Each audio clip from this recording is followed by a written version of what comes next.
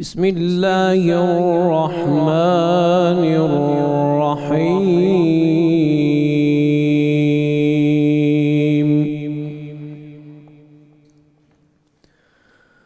ربنا إنك تعلم ما نخفي وما نعلن وما يخفى على الله من شيء في الأرض ولا في السماء.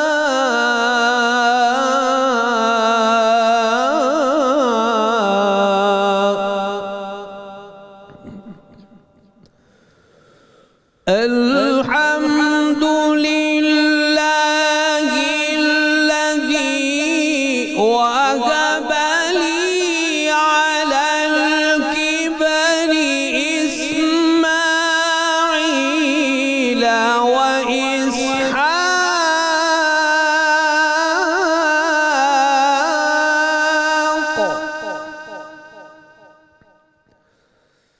إن ربي لسميع الدعاء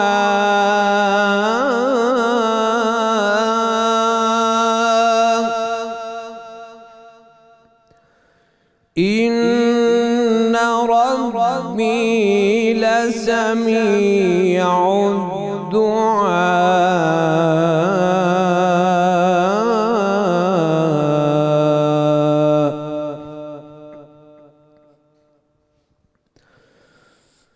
الحمد لله الذي وهب لي على الكبر إسماعيل وإسحاق إن ربي لسميع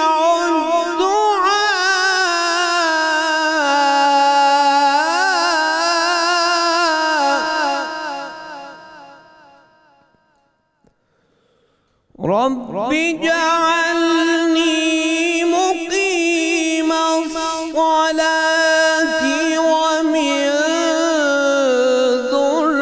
ذريتي ربنا وتقبل دعاء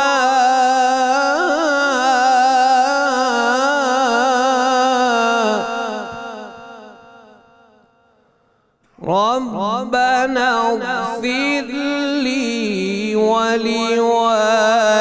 ولوالدي وللمؤمنين يوم يقوم الحساب.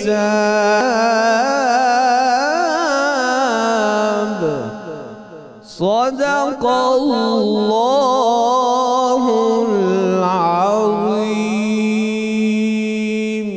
جزاک اللہ خیرہ جناب قاری سید خالد حمید کاظمی صاحب. اعوذ باللہ من الشیطان الرجیم. بسم اللہ الرحمن الرحیم. السلام علیکم ناظرین مکرم. 92 نیوز چینل کی سحر ٹرانسمیشن رحمت رمضان میں آپ کا میزبان غلام معین الدین نظامی اپنے ساتھیوں سمیت حاضر خدمت ہے. میرے ساتھ کو ہوسٹ کے طور پر تشریف رکھتے ہیں محترم ڈاکٹر طاہر حمید تنولی صاحب. ناظرین مکرم، آج ہمارا موضوع مصباح حرم یوسف بنی ہاشم ابو محمد سیدنا عبداللہ ابن عبد المطلب رضی اللہ تعالی عنہما. ابھی جو آیات کریمہ آپ سن رہے تھے اس میں وغفر لی ولوالدیہ بھی ہے. یہ آیات رسول کریم صلی اللہ علیہ وآلہ وسلم پر نازل ہوئیں اور آپ نے بھی تو ان کی بکثرت تلاوت فرمائی ہے. اہل نظر اس نقطے سے جان سکتے ہیں جو ہمارا مدعا ہے. حضرت عبداللہ رسول کریم صلی اللہ علیہ وآلہ وسلم کے والد ماجد، دنیا میں اس سے زیادہ خوش قسمت والد کون ہوگا جس کا نور نظر محمد مصطفیٰ ہو. اور ابو محمد کی کنیت روئے زمین پر سب سے زیادہ اگر کسی ہستی کو سجدی ہے تو وہ حضرت عبداللہ ہی ہے صحیح معنوں میں۔ وجود مسعود رسول مقبول صلی اللہ علیہ وآلہ وسلم دعائے حضرت ابراہیم و حضرت اسماعیل کی تعبیر منور ہے، اور اس تعبیر کا معرض ظہور میں آنا اللہ تعالیٰ نے جن دو ہستیوں کے ذریعے اپنے مرحلہ آخر میں متعین فرمایا وہ حضرت عبداللہ ہیں اور حضرت آمنہ ہیں سلام اللہ علیہ۔ ان سے بڑھ کر خوش نصیب والدین چشم فلک نے نہیں دیکھے ہوں گے۔ حضرت عبداللہ یوسف ثانی ہیں، جمال ظاہر میں جمال باطن کی جب معلومات ملتی ہیں جو بھی ہمیں تاریخوں سے احادیث سے اور تذکروں سے، تو حیرانی ہوتی ہے کہ اللہ تعالیٰ نے بنو ہاشم کو ایسے ہی نہیں برگزیدہ کیا، قریش میں ایسے ہی نہیں چنا۔ وہ اوصاف حمیدہ اور کمالات باطنی جو شرف انسانیت کے لیے لازم ہیں وہ وہاں بدرجہ کمال موجود ہمیں نظر آتے ہیں۔ حضرت عبداللہ کی پیشانی میں ایک نور چمکتا تھا، اور وہ نور وجود مسعود رسول مقبول صلی اللہ علیہ وآلہ وسلم تھا۔ اس کو پہچان لیتے تھے پہچاننے والے، خدا کرے ہم بھی پہچان لیں۔ اغیار پہچان لیتے تھے جو کلمہ گو نہیں تھے، تو ہم تو رسول اللہ کے کلمہ گو ہیں، خدا ہمیں توفیق دے کہ ہم بھی اس نور کو پہچانیں اور اس کی قدر کریں۔ آپ کی متانت کا، سنجیدگی کا، بردباری کا، راست روی کا، خوش اخلاقی کا، خوش طبعی کا، جواں مردی کا، فیاضی کا تذکرہ ہمیں ملتا ہے، تذکروں میں موجود ہے، اور یہ وہ ساری صفات ہیں جو اشراف عرب میں بالعموم پائی جاتی تھیں، اور اشراف قریش کا تو کوئی تصور نہیں ہوتا تھا ان کے علاوہ۔ قریش میں کچھ منفی خصوصیات بھی ہوتی تھیں، ظاہر فطرتاً بشر تھے، انسان تھے۔ اللہ تعالیٰ نے اس گھرانے کو، بنو ہاشم کو، ان تمام اوصاف سے جو بشری تقاضے کے تحت بھی ہوتے تھے محفوظ فرمایا۔ عالی نسبی کو معمولی چیز نہیں ہے ناظرین کرام۔ آج جس دنیا میں ہم رہ رہے ہیں حسب نسب کی تمیز اور اعتبار اٹھ گیا ہے، اور ہم جانتے نہیں ہیں کہ اچھا نسب کیا ہوتا ہے اور اس کے کیا نتائج اور ثمرات ہوتے ہیں۔ تو عالی نسبی عرب تو آپ جانتے ہیں کہ علم نسب پر بہت ہی زور دیتے تھے اور انساب کے ماہر تھے، اور وہاں ایک شرف اور امتیاز جانا جاتا تھا کہ فلاں شخص یا فلاں قبیلہ انساب کا ماہر ہے۔ اور جب رشتے ناتے ہوتے تھے تو کفو کا جو ہوتا تھا نا تعین، وہ اسی علم انساب کی بنیاد پر ہوتا تھا۔ اللہ تعالیٰ نے ذات حضرت عبداللہ میں عالی نسبی بھی جمع کی، عالی ظرفی بھی جمع کی، عالی ہمتی بھی جمع کی، اور عالی کے ساتھ جتنے بھی الفاظ آپ لگاتے جائیں وہ سارے کے سارے اس ذات بابرکات میں جمع فرمائے۔ حضرت سیدہ آمنہ کے ساتھ آپ کا جو عقد نکاح ہے، آپ اندازہ فرمائیے کہ یہ وہ عقد نکاح ہے جو سبب بنے گا وجہ تخلیق کائنات کے ظہور قدسی کی۔ سبحان اللہ۔ اس کا مطلب ہے کہ ارادہ الہی، مشیت الہی کی تکمیل کامل جس کو ہمیں کہنا چاہیے وہ ان ذوات مقدسہ کے عقد سے ہوئی۔ تو اس عقد کی کیا شان ہوگی؟ یعنی مہر و ماہ کی آنکھیں جس ہستی کے تشریف لانے کے لیے منتظر ہیں، اور کروبیان عرش چاہ رہے ہیں کہ ظہور ہو اس ہستی کا، اور خدا نے جو تخلیق کائنات کا سبب بیان فرمایا ہے کہ میں پہچانا جاؤں، تو وہ جو آئینہ جمال الہی ہے اب اس کے ظہور کا وقت ہے، اور جس کے آغوش میں، جس کے گھر میں، جن کے گودوں میں اس نے پیدا ہونا ہے اور پروان چڑھنا ہے وہ حضرت عبداللہ ہیں اور حضرت سیدہ آمنہ ہیں۔ 1400 سال بعد بھی آپ کا جسد اطہر حضرت سید عبداللہ کا صحیح سلامت تھا، اور یہ تو بہت معمولی سی بات ہے، یہ تو ہم ایسے ہی عرض کر رہے ہیں آپ کی خدمت میں۔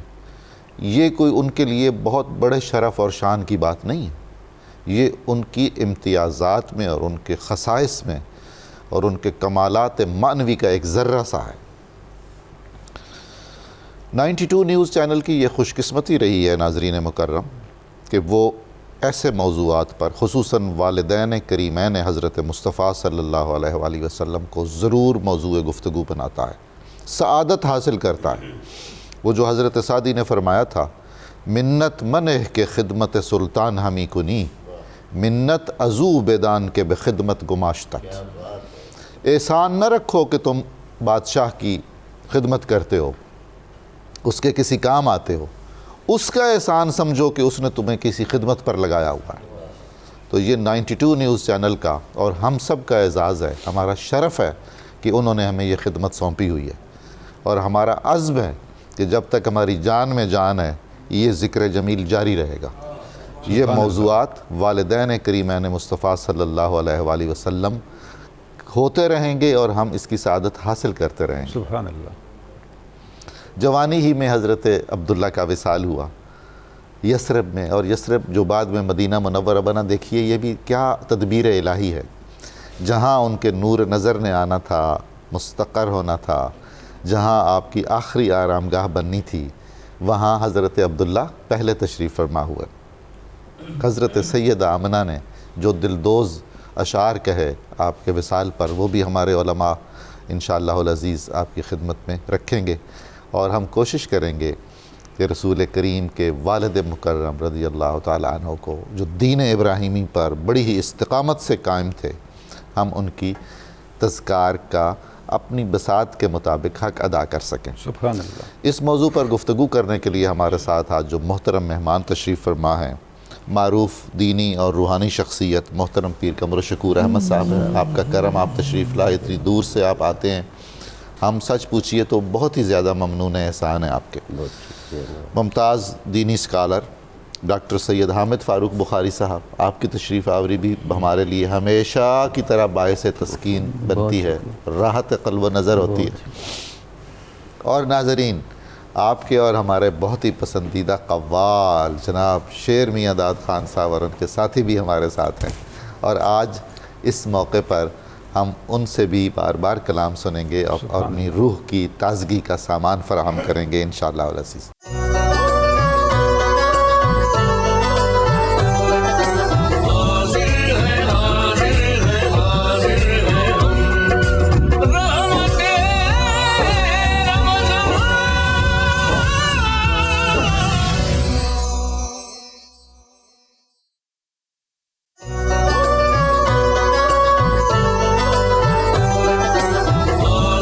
ویلکم بیک ناظرین، آج سحر ٹرانسمیشن رحمت رمضان میں ہم سعادت حاصل کر رہے ہیں حضرت ابو محمد سیدنا عبداللہ بن عبد المطلب رضی اللہ عنہما کے تذکار پاک کی۔ ڈاکٹر طاہر حمید تنولی، آپ ارشاد فرمائیے اس موضوع کی اہمیت کی مناسبت سے۔ ڈاکٹر صاحب بہت شکریہ۔ ناظرین کرام السلام علیکم۔ ناظرین، آج ہمارا موضوع سیدنا عبداللہ بن عبد المطلب رضی اللہ تعالیٰ عنہما ہے، اور ڈاکٹر صاحب نے جس طرح ماشاءاللہ اپنے انٹرو کے اندر بہت جامع انداز سے آج کی موضوع کی تاریخی، دینی اور اس سے بڑھ کے ایمانی حیثیت پر روشنی ڈالی ہے، اس سے اندازہ ہوتا ہے کہ ہمیں ان موضوعات پر، اور خصوصاً حضور اقدس حضور رسالت مآب صلی اللہ علیہ وآلہ وسلم کے والدین کریمین کے تذکرے کو کتنا بار بار دہرانا چاہیے، اور اپنی زندگی میں اس تذکرے کی روشنی اور برکت کو لے کے آنا چاہیے۔ ناظرین کرام، حضرت عبداللہ کی شخصیت میں اللہ رب العزت نے جو امتیازات ڈالے ہیں، جو امتیازات آپ کو عطا کیے ہیں، ان میں ایک بڑا امتیاز یہ ہے کہ حضرت ابراہیم علیہ السلام نے جو قربانی دی تھی حضرت اسماعیل علیہ السلام کی، اس کی نظیر اگر کوئی ملتی ہے تو حضرت عبداللہ کی شخصیت میں ملتی ہے۔ وہاں اللہ رب العزت نے یہ ارشاد فرمایا، قد صدقت رؤیا، اے ابراہیم ہم نے تمہیں ایک خواب دکھایا تھا، تم نے خواب کو حقیقت بنا دیا۔ یہاں ہم دیکھتے ہیں کہ حضرت عبد المطلب نے ایک نظر مانی تھی اور پھر اس نظر کو حقیقت میں بدل دیا۔ اللہ رب العزت نے چونکہ ایک تسلسل دینا تھا نسل عبد المطلب کو، نسل ابراہیم کو، تو اللہ رب العزت نے اس نظر کے جواب میں نہ صرف اس نظر کی قبولیت کا مجدہ عطا کیا، بلکہ اس نظر کے جواب میں پورے معاشرے کو کھڑا کر دیا کہ اس کا فدیہ کیا ہونا چاہیے۔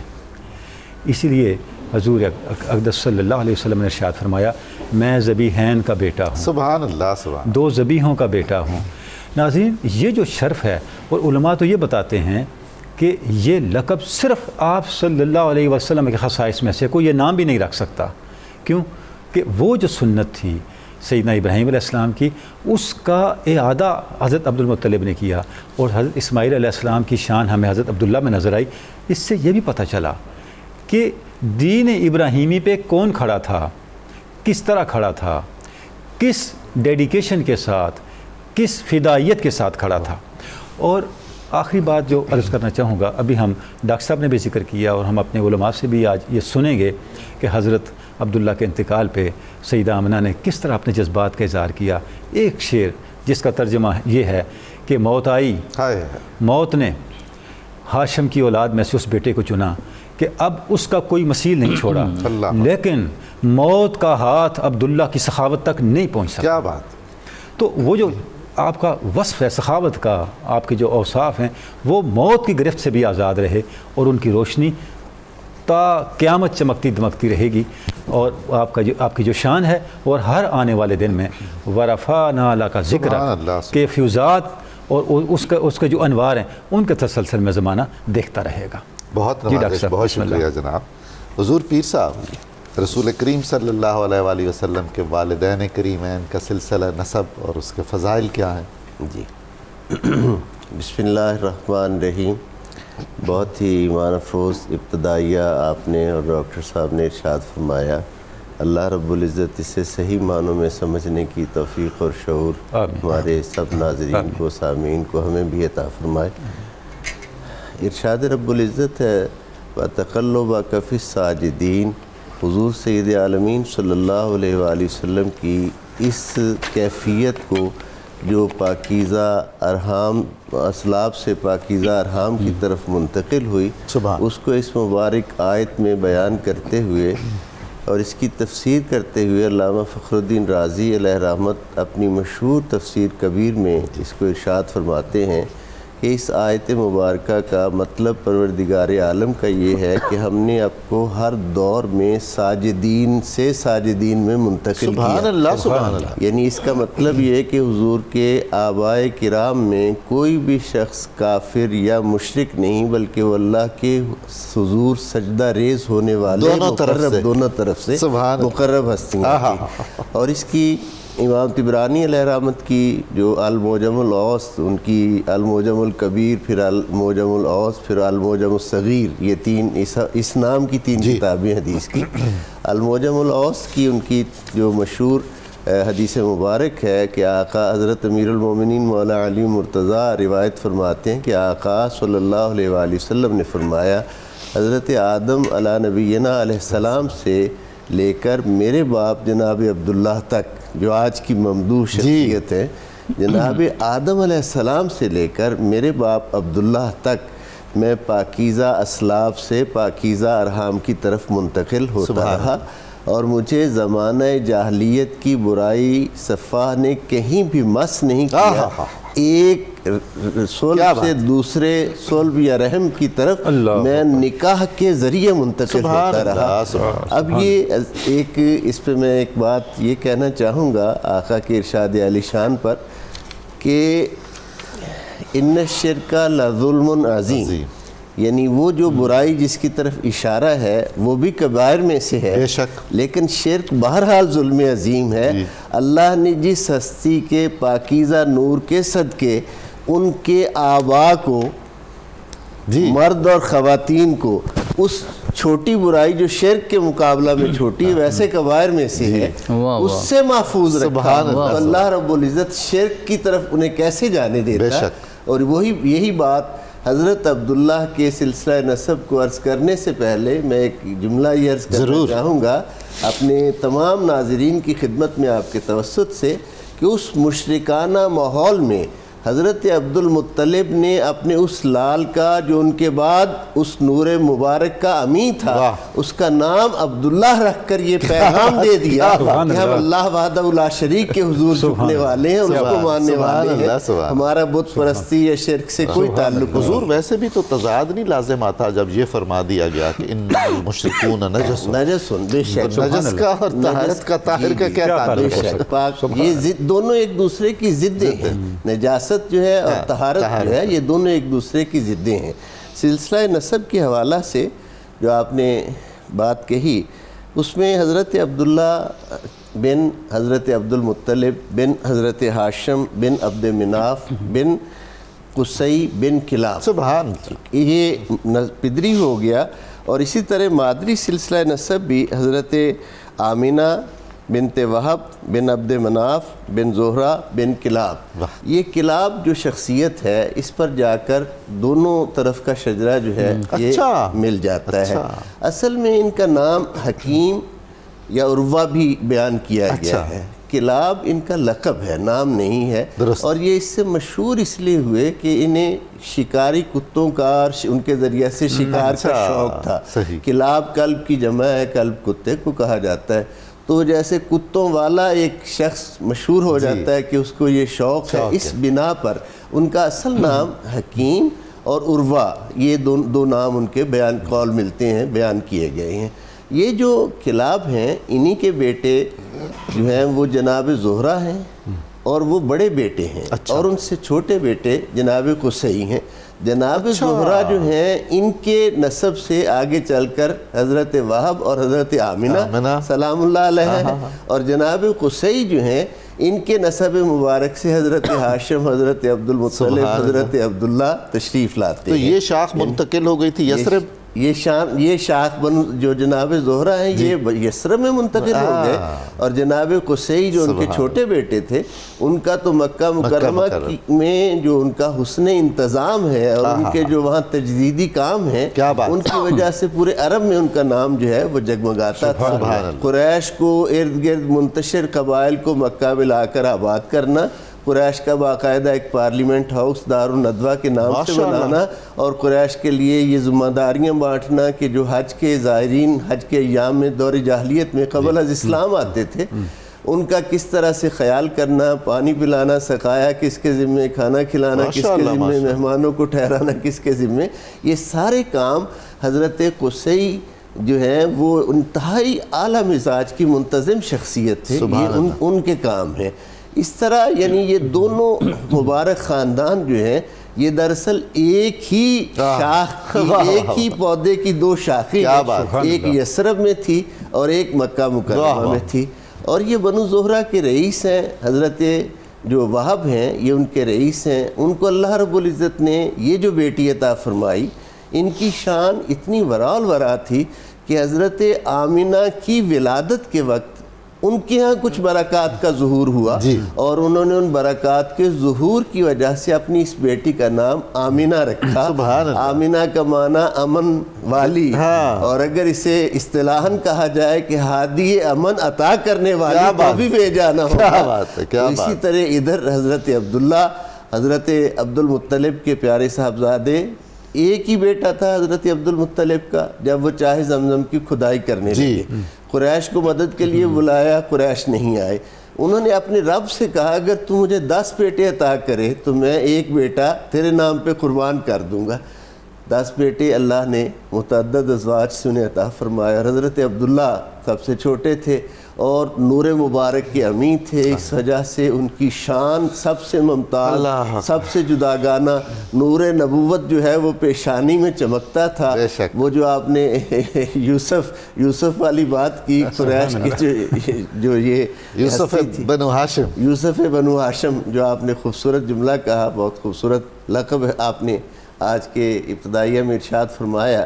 تو یہ حضرت عبداللہ کی مبارک شان. اور پھر جب وہ 10 بیٹے اللہ نے عطا کر دیے تو حضرت عبد المطلب نے اپنے رب سے نظر جو تھی وہ ایفا کرنا چاہی. اور اس ایفائے نظر کے لیے حضرت عبداللہ کو جب قربانی کے لیے لے کر چلنے لگے تو ان کے ننیال بھی اور خصوصاً سرکار حضرت ابو طالب جو ماں اور باپ دونوں طرف سے جناب عبداللہ کے سگے بھائی تھے اور بڑے بھائی تھے، انہوں نے اس میں ان سے رکاوٹ ڈالی اور کہا کہ آپ اس کا کوئی فدیہ وہ ادا کر دیں اور اس کا کفارہ ادا کر کے اپنی وہ کفارہ پھر 10 اونٹ قرہ ڈالتے گئے اور بالآخر 100 اونٹوں پر جا کر وہ قرہ فال جو ہے وہ نکلا.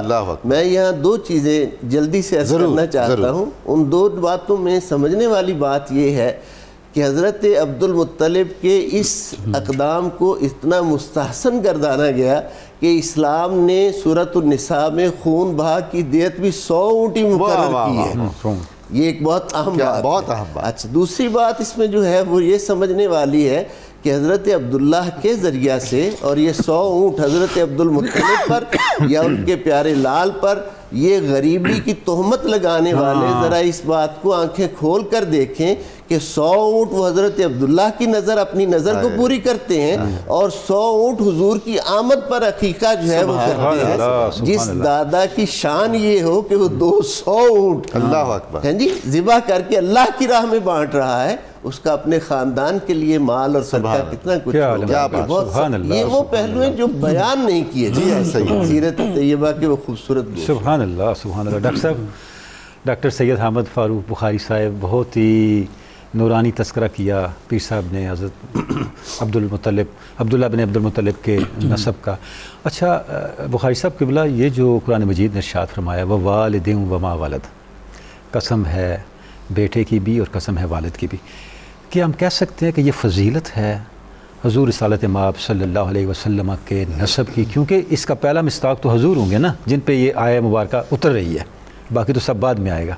آپ ارشاد فرمائیں. بسم اللہ الرحمن الرحیم, الحمدللہ والصلاة والسلام علی رسول اللہ وعلی آلہ وصحبہ اجمعین. بہت شکریہ جناب والا, یقیناً یہ ہماری سعادت ہے, بلا شکر اللہ رب العزت نے یہ توفیق بخشی ہے کہ آج ہم اس ہستی پاک کا تذکرہ کر رہے ہیں.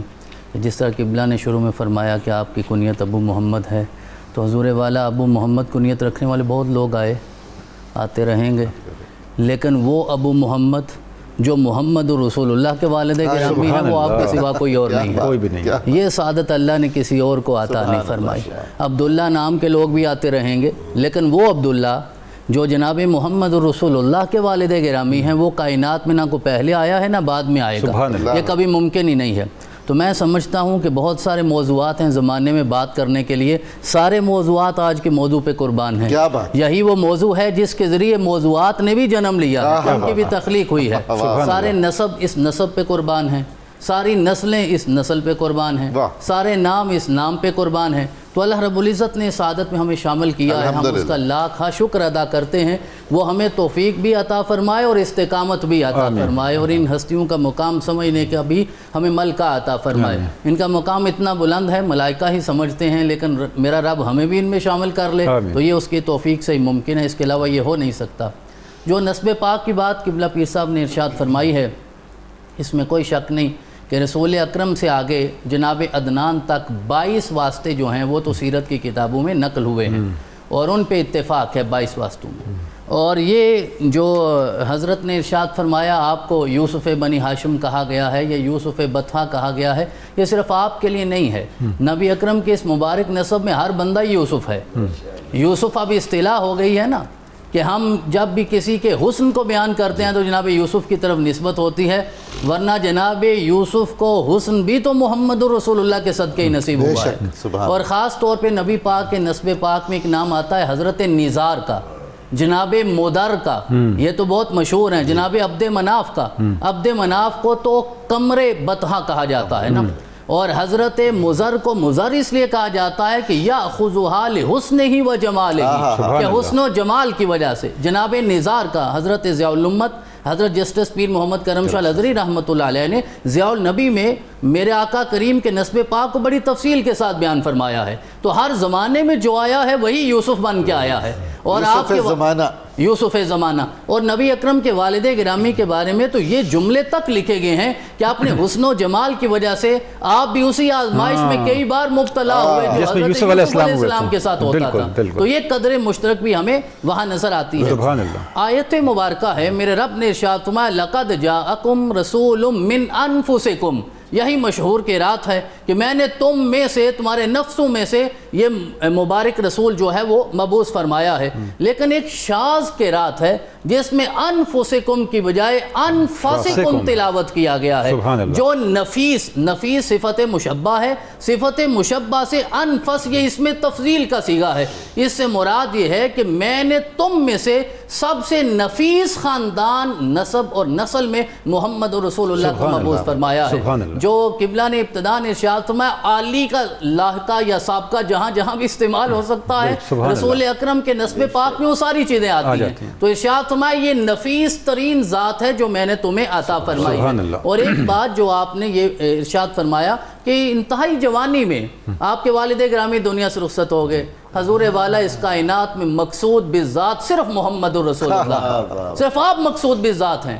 اور جناب آدم سے لے کر جناب عبداللہ تک یہ سلسلہ صرف اس لیے قائم رکھا گیا ہے کہ محمد رسول اللہ کا ظہور ہونا ہے۔ جیسے ہی نور مصطفیٰ منتقل ہوا، جناب عبداللہ کو میرے رب نے اپنی بارگاہ میں واپس بلا لیا۔ تو یہ آپ کے نسب پاک میں بہت ساری ہستیاں ہیں جو 25 سال 27 سال 28 سال 30 سال جیسے ہی وہ نور منتقل ہوتا گیا وہ دنیا سے رخصت ہوتی گئیں۔ تو مقصود یہ تھا کہ رسول اکرم تک پہنچنا ہے، تو یہ ہستیاں اسی طرح آتی گئیں۔ اور یہ بھی بیان کیا جاتا ہے کہ حضرت ابراہیم علیہ السلام نے تو چھری چلا ہی دی تھی، وَنَادَيْنَاهُ يَا إِبْرَاهِيمُ قَدْ صَدَّقْتَ الرُّؤْيَا، آنکھیں کھولی، اللہ نے بیٹا بھی دوبارہ عطا فرما دیا، قربانی بھی قبول کر لی۔ تو اہل محبت اور عرفاء نے یہاں یہ جملہ لکھا ہے کہ وہ چھری اس لیے نہیں چلی تھی کہ ابھی نور مصطفیٰ نے منتقل ہونا تھا، تو جناب اسماعیل کو بھی اسی لیے بچایا گیا ہے۔ تو یہ ساری ہستیاں کوئی شک نہیں ہے اس میں، بلا شک نور مصطفیٰ کی امین بن کے آئی ہیں، اور بطور خاص حضرت سیدنا عبداللہ علیہ السلام کی ذات گرامی کو میرے رب نے یہ مقام عطا فرمایا ہے۔ تو رسول اکرم نے خود اپنا نسب بیان فرمایا، آقا نے خود اپنی فضیلت بیان فرمائی۔ آپ کے چچا جناب عباس ایک دن گھر تشریف لاتے ہیں اور باہر کوئی بات ایسی سنی تھی کہ چہرے پہ ناگواری کے آثار تھے۔ میرے آقا منبر پہ تشریف لے آئے اور آقا نے ارشاد فرمایا، صحابہ بتاؤ من آنا، کہ میں کون ہوں، میرے بارے میں کیا جانتے ہو؟ قالو انت رسول اللہ علیہ السلام، آپ تو اللہ کے رسول ہیں۔ آپ نے فرمایا نہیں، آج میں اپنا نسب بیان کروں گا، آج میں اپنی نسل بیان کروں گا، اپنی فضیلت بیان کروں گا۔ پھر آقا نے فرمایا انا محمد بن عبد اللہ بن عبد المطلب، میں محمد بن عبداللہ ہوں، بن عبد المطلب ہوں۔ ان اللہ خلق الخلق، اللہ نے مخلوق کو تخلیق فرمایا، فجعلنی فی خیرہم فرقتاً، اور ساری مخلوق میں جو سب سے بہترین فرقہ اور اعلیٰ گروہ تھا اس میں مجھ محمد رسول اللہ کو رکھا۔ ثم جعلہم فرقتین، پھر اس مخلوق کو عرب و عجم دو فرقوں میں تقسیم کیا، فجعلنی فی خیرہم فرقتاً، پھر ان میں جو عرب کا بہترین گروہ تھا مجھے اس میں رکھا ہے۔ پھر انہیں قبائل میں تقسیم کیا اور مجھے میرے رب نے بہترین قبیلے میں رکھا۔ پھر ان قبیلوں کو گھروں میں تقسیم کیا، مجھے سب سے بہترین گھر میں رکھا ہے۔ تو میں سب سے بہترین گھر میں آیا ہوں اور سب سے بہترین نسب میں میرے رب نے مجھے دنیا میں بھیجا ہے۔ اور جس حدیث مبارکہ کی طرف قبلہ نے اشارہ فرمایا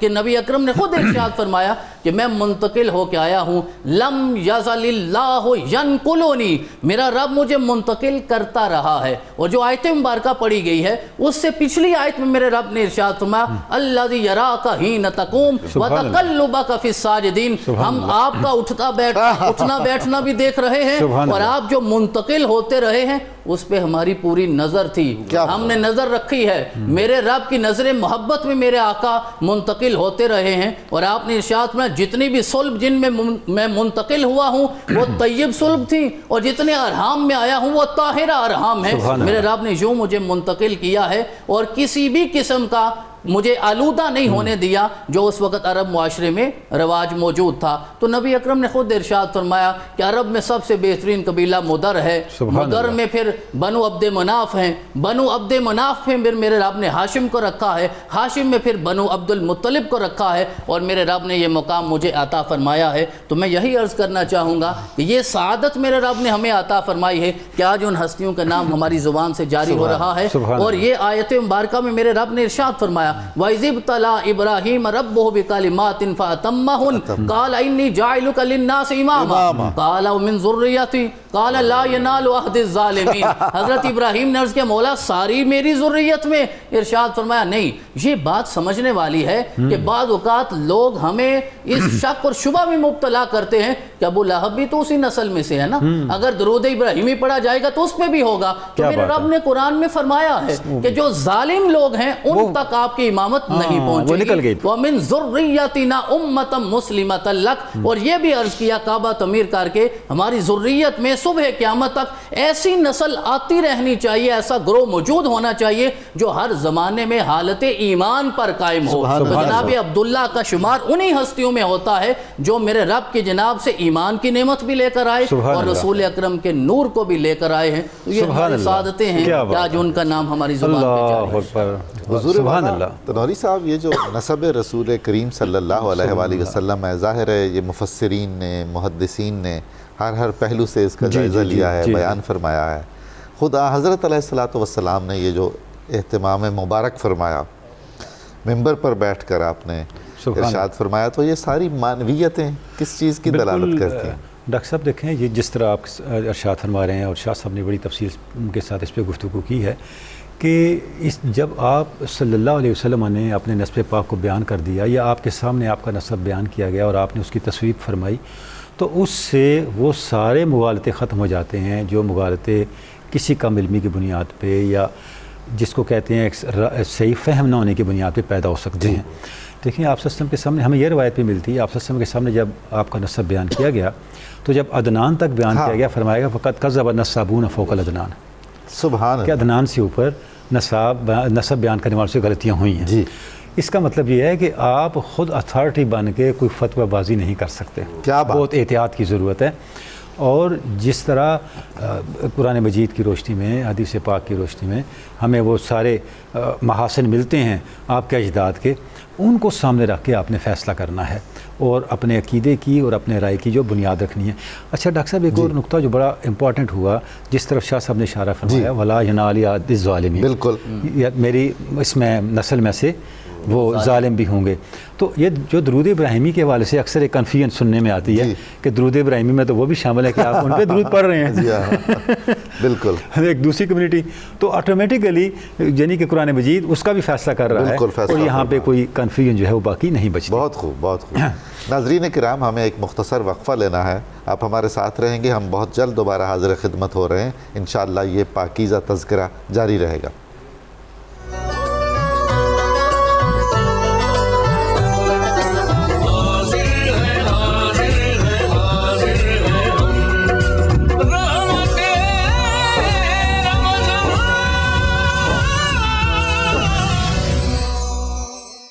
حضرت پیر صاحب، جس طرح رسول اللہ صلی اللہ علیہ وآلہ وسلم کے نسب اطہر میں آپ کی نجابت خاندان لازم ہے، اسی طرح میرا خیال ہے آپ کے آباء و اجداد کے رزق کو بھی محفوظ ہونا ہے.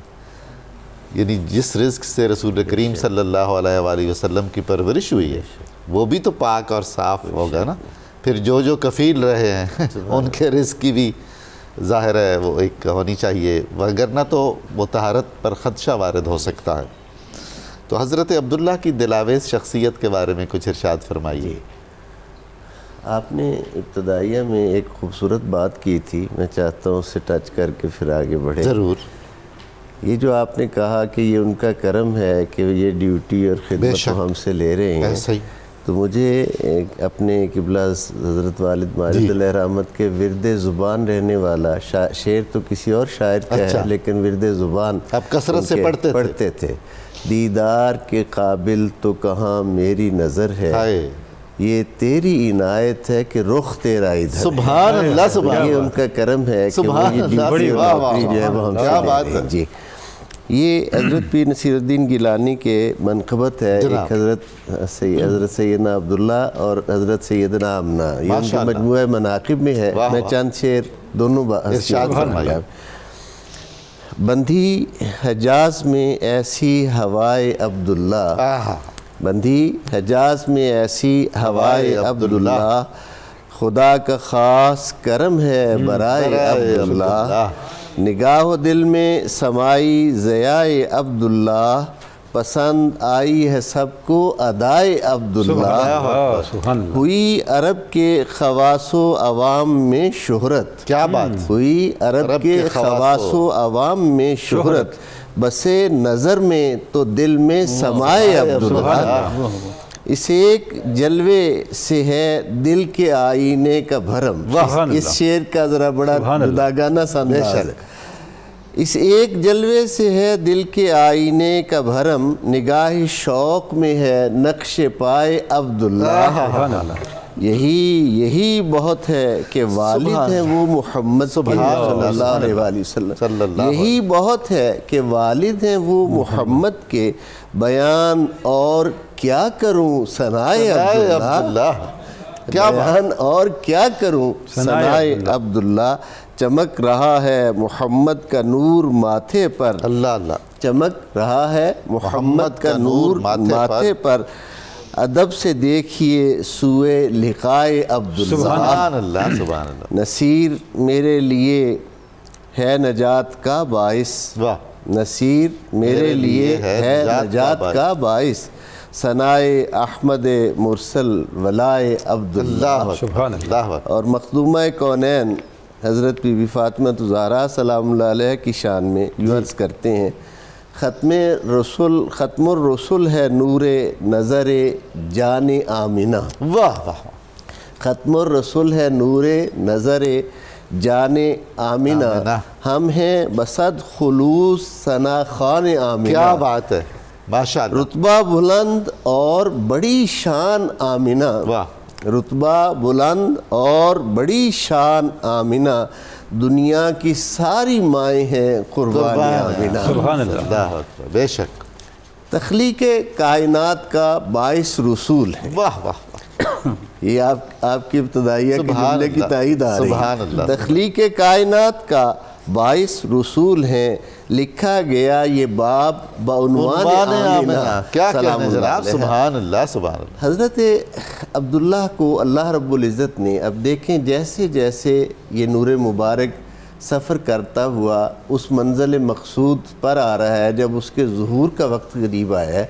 تو جو ہستی خاص طور پر اس نور مبارک کا مرکز اور محور اور مظہر ہے، جن سے آگے اب ظہور قدسی کی طرف اس نور پاک میں بڑھنا ہے، اس ہستی پر تو یقیناً حسن و جمال کی انتہا ہوگی، اور وہ نور ان کی پیشانی میں چمکتا ہوا سب کو نظر آتا ہوگا۔ اور پھر مکہ مکرمہ میں اہل کتاب بہت سے لوگ موجود تھے، وہ اپنے گھروں میں جب یہ تذکرہ کرتے تھے کہ ان قریب بنو اسماعیل سے مکہ میں ایک رسول ظاہر ہوں گے، تو گھر میں جو لوگ ہوتے تھے، مرد اور زن، خواتین، وہ سارے اس ذکر کو یقیناً سنتے تھے، اور براہ راست ڈائریکٹ یا انڈائریکٹ وہ انتظار میں شامل تھے۔ اور جب حضرت عبداللہ پورے پیکرے شرافت و نجابت بن کر مکہ کی گلیوں سے گزرتے، تو وہ نور مبارک جو تھا اور حیا بار نگاہیں اس بات کی خبر دیتی تھیں کہ اس نور مبارک کا امین کون ہے اور اس ہستی کا ظہور مقدس کہاں سے ہونے والا ہے۔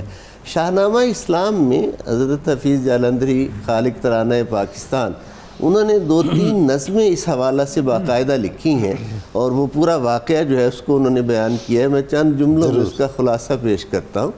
وہ کہتے ہیں کہ حضرت عبداللہ حرم میں مصروف تھے، اور آپ اللہ رب العزت کے حضور اپنی لو لگا کر گڑ گڑا کر اپنے رب کے حضور مناجات کر رہے تھے۔ سبحان اللہ۔ ابلیس نے سوچا کہ میں اس جوان صالح کو کسی طرح سے بہکاؤں، تو ایک خوبصورت مکہ کی عورت کے پاس ابلیس آیا اور اس کو دل میں وسوسہ ڈالا۔ جیسے ہی حضرت عبداللہ نکلے حرم سے گھر کی طرف، تو وہ راستے میں کھڑی ہو گئی، اور اس نے وہی خواہش زلیخا والی اس خواہش کا اعادہ کیا۔ حضرت عبداللہ نے اپنا دامن بچایا، اور بچا کر آپ تشریف لے آئے گھر۔ اس کے بعد آپ نے اپنے والد گرامی سے عرض کیا کہ میں گھبرا رہا ہوں، میرا دل چاہتا ہے کہ میں شکار کی طرف جاؤں۔ چنانچہ جب آپ شکار کے لیے گئے تو وہاں ایک ہرن شکار کر رہے تھے، اتنے میں دیکھا کہ 5 یہودی ہیں جو آپ پر حملہ آور ہوتے ہیں۔ اللہ اکبر۔ اور حضرت وہب جو ہیں، یہ یثرب سے کسی کام کی غرض سے وہ مکہ کی طرف آ رہے تھے بلند پہاڑی پر۔ وہ دیکھ رہے تھے منظر کہ ایک خوبصورت جوان ہے اور اس کو اس طرح جو ہے وہ ناحق قتل کیا جا رہا ہے۔ وہ اپنی فطری شرافت اور نجابت کی وجہ سے وہ آگے بڑھنا، مدد کرنا چاہ رہے تھے کہ اچانک آسمان سے نوری فرشتوں کا نزول ہوا، اور انہوں نے ان کو آ کر تحت ایک کر دیا۔ یہودیوں کو حضرت عبداللہ کی حفاظت کی گئی۔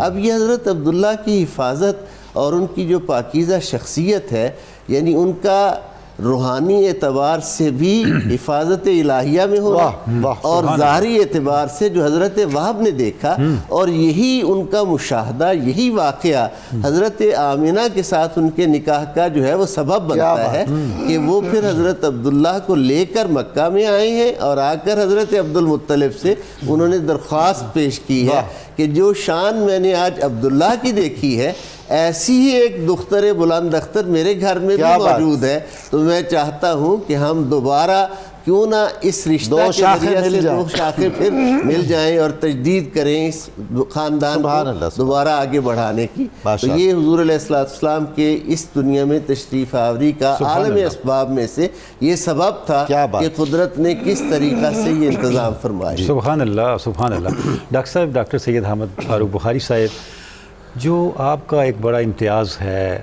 سیدنا عبداللہ کے خصائص میں سے کہ جو آپ کی زندگی میں ایک نظر کا واقعہ ہے اور جس کی وجہ سے آپ صلی اللہ علیہ وسلم نے فرمایا کہ میں ذبیحین کا بیٹا ہوں، تو اس کی تفصیلات سے آپ ہمارے ناظرین کو آگاہ فرمائیے گا۔ حضور والا اس پورے خاندان کا یہ امتیاز ہے کہ یوفون بالنذر ویخافون یوما کان شرہ مستطیرا۔ قرآن پاک نے اس پہ نص قائم کی ہے کہ یہی تو لوگ ہیں جو اپنی نظر کو پورا کرتے ہیں، ایفائے نظر کرنے میں ان جیسا کوئی اور نہیں ہے۔ اب واقعہ کچھ یوں ہے کہ حضرت سیدنا عبد المطلب علیہ السلام آپ کھدائی کر رہے تھے زمزم کے کنویں کی، اور ہمارے ناظرین کے علم میں یہ بھی ہونا چاہیے کہ آج جس زمزم کا ہم پانی پیتے ہیں وہ حضرت سیدنا اسماعیل علیہ السلام نے ایڑیاں رگڑ کے نہیں نکالا، وہ حضرت عبد المطلب نے ایڑیاں رگڑ کے نکالا ہمارے۔ لہٰذا ہمیں یہ بھی یاد رکھنا چاہیے وہ کنواں بند ہو گیا تھا، لیکن اس کھدائی میں کافی مشکلات آئیں، اور مکے میں جو مشرکین تھے اور آپ کے مخالفین تھے، کیونکہ آپ کعبے کے متولی تھے، تو اللہ نے آپ کو دیانت بھی بخشی، اللہ نے آپ کو سخاوت بھی بخشی، اللہ نے آپ کو شجاعت بھی عطا فرمائی، تقوی اور پارسائی بھی عطا فرمائی، ساری نعمتیں اللہ نے آپ کو عطا فرمائی۔ تو آپ متولی کعبہ تھے، تو آپ آب زمزم کی کھدائی کر رہے ہیں، اس کنویں کی کھدائی ہو رہی، تو اس میں مشکلات کا سامنا ہوا، لوگوں نے تانے دیے، تو آپ نے اللہ کریم کی بارگاہ میں عرض کیا، اور آپ کا عقیدہ توحید بہت ہی پختہ تھا۔ سبحان اللہ۔ وہ ہم شاید نہیں جانتے، لیکن ابرہہ جانتا ہے کہ ان کا عقیدہ توحید کتنا پختہ ہے۔ تو انہوں نے عرض کیا اللہ کریم کی بارگاہ میں کہ میں تیرے کعبے کا خادم ہوں، تو اگر تو مجھے 10 بیٹے عطا فرمائے گا تو 10 میں سے کوئی ایک میں اپنی مرضی سے تیری بارگاہ میں پیش کر دوں گا۔ سبحان اللہ۔ اب یہ نظر ماننا ہی ان ہستیوں کا کام ہے، ورنہ ہم میں تو کسی کا یہ حوصلہ ہی نہیں کہ وہ یہ نظر بھی مانے کہ میں ایک بیٹا تیری بارگاہ میں پیش کروں گا۔ ڈاکٹر صاحب، پوری تاریخ میں سیدنا ابراہیم کے بعد کون سی مثال ہے؟ کوئی مثال نہیں، کوئی مثال نہیں اور ملتی۔ اسی لیے نبی اکرم نے کہا اور ان کا حوصلہ دیکھیں، بغیر کسی مثال کے ایسی نظر مان لی۔ واہ واہ واہ۔ کیا اور پھر رسول اکرم علیہ تحیۃ و ثناء کے مبارک دادا کی نظر کو میرے رب نے اپنی بارگاہ میں قبول فرما لیا۔ اللہ پاک بھی تو پھر آزماتا ہے درجات کو بلند کرنے کے لیے، اور پھر پورے 10 بیٹے ہی عطا فرمائے۔ سبحان اللہ۔ اور جب 10 پورے ہو گئے تو حضرت نہیں بھولے کہ میں نے نظر مانی تھی۔ حضور ان 10 میں سے کوئی 2-4 نام ہمیں بھی بتا دیں۔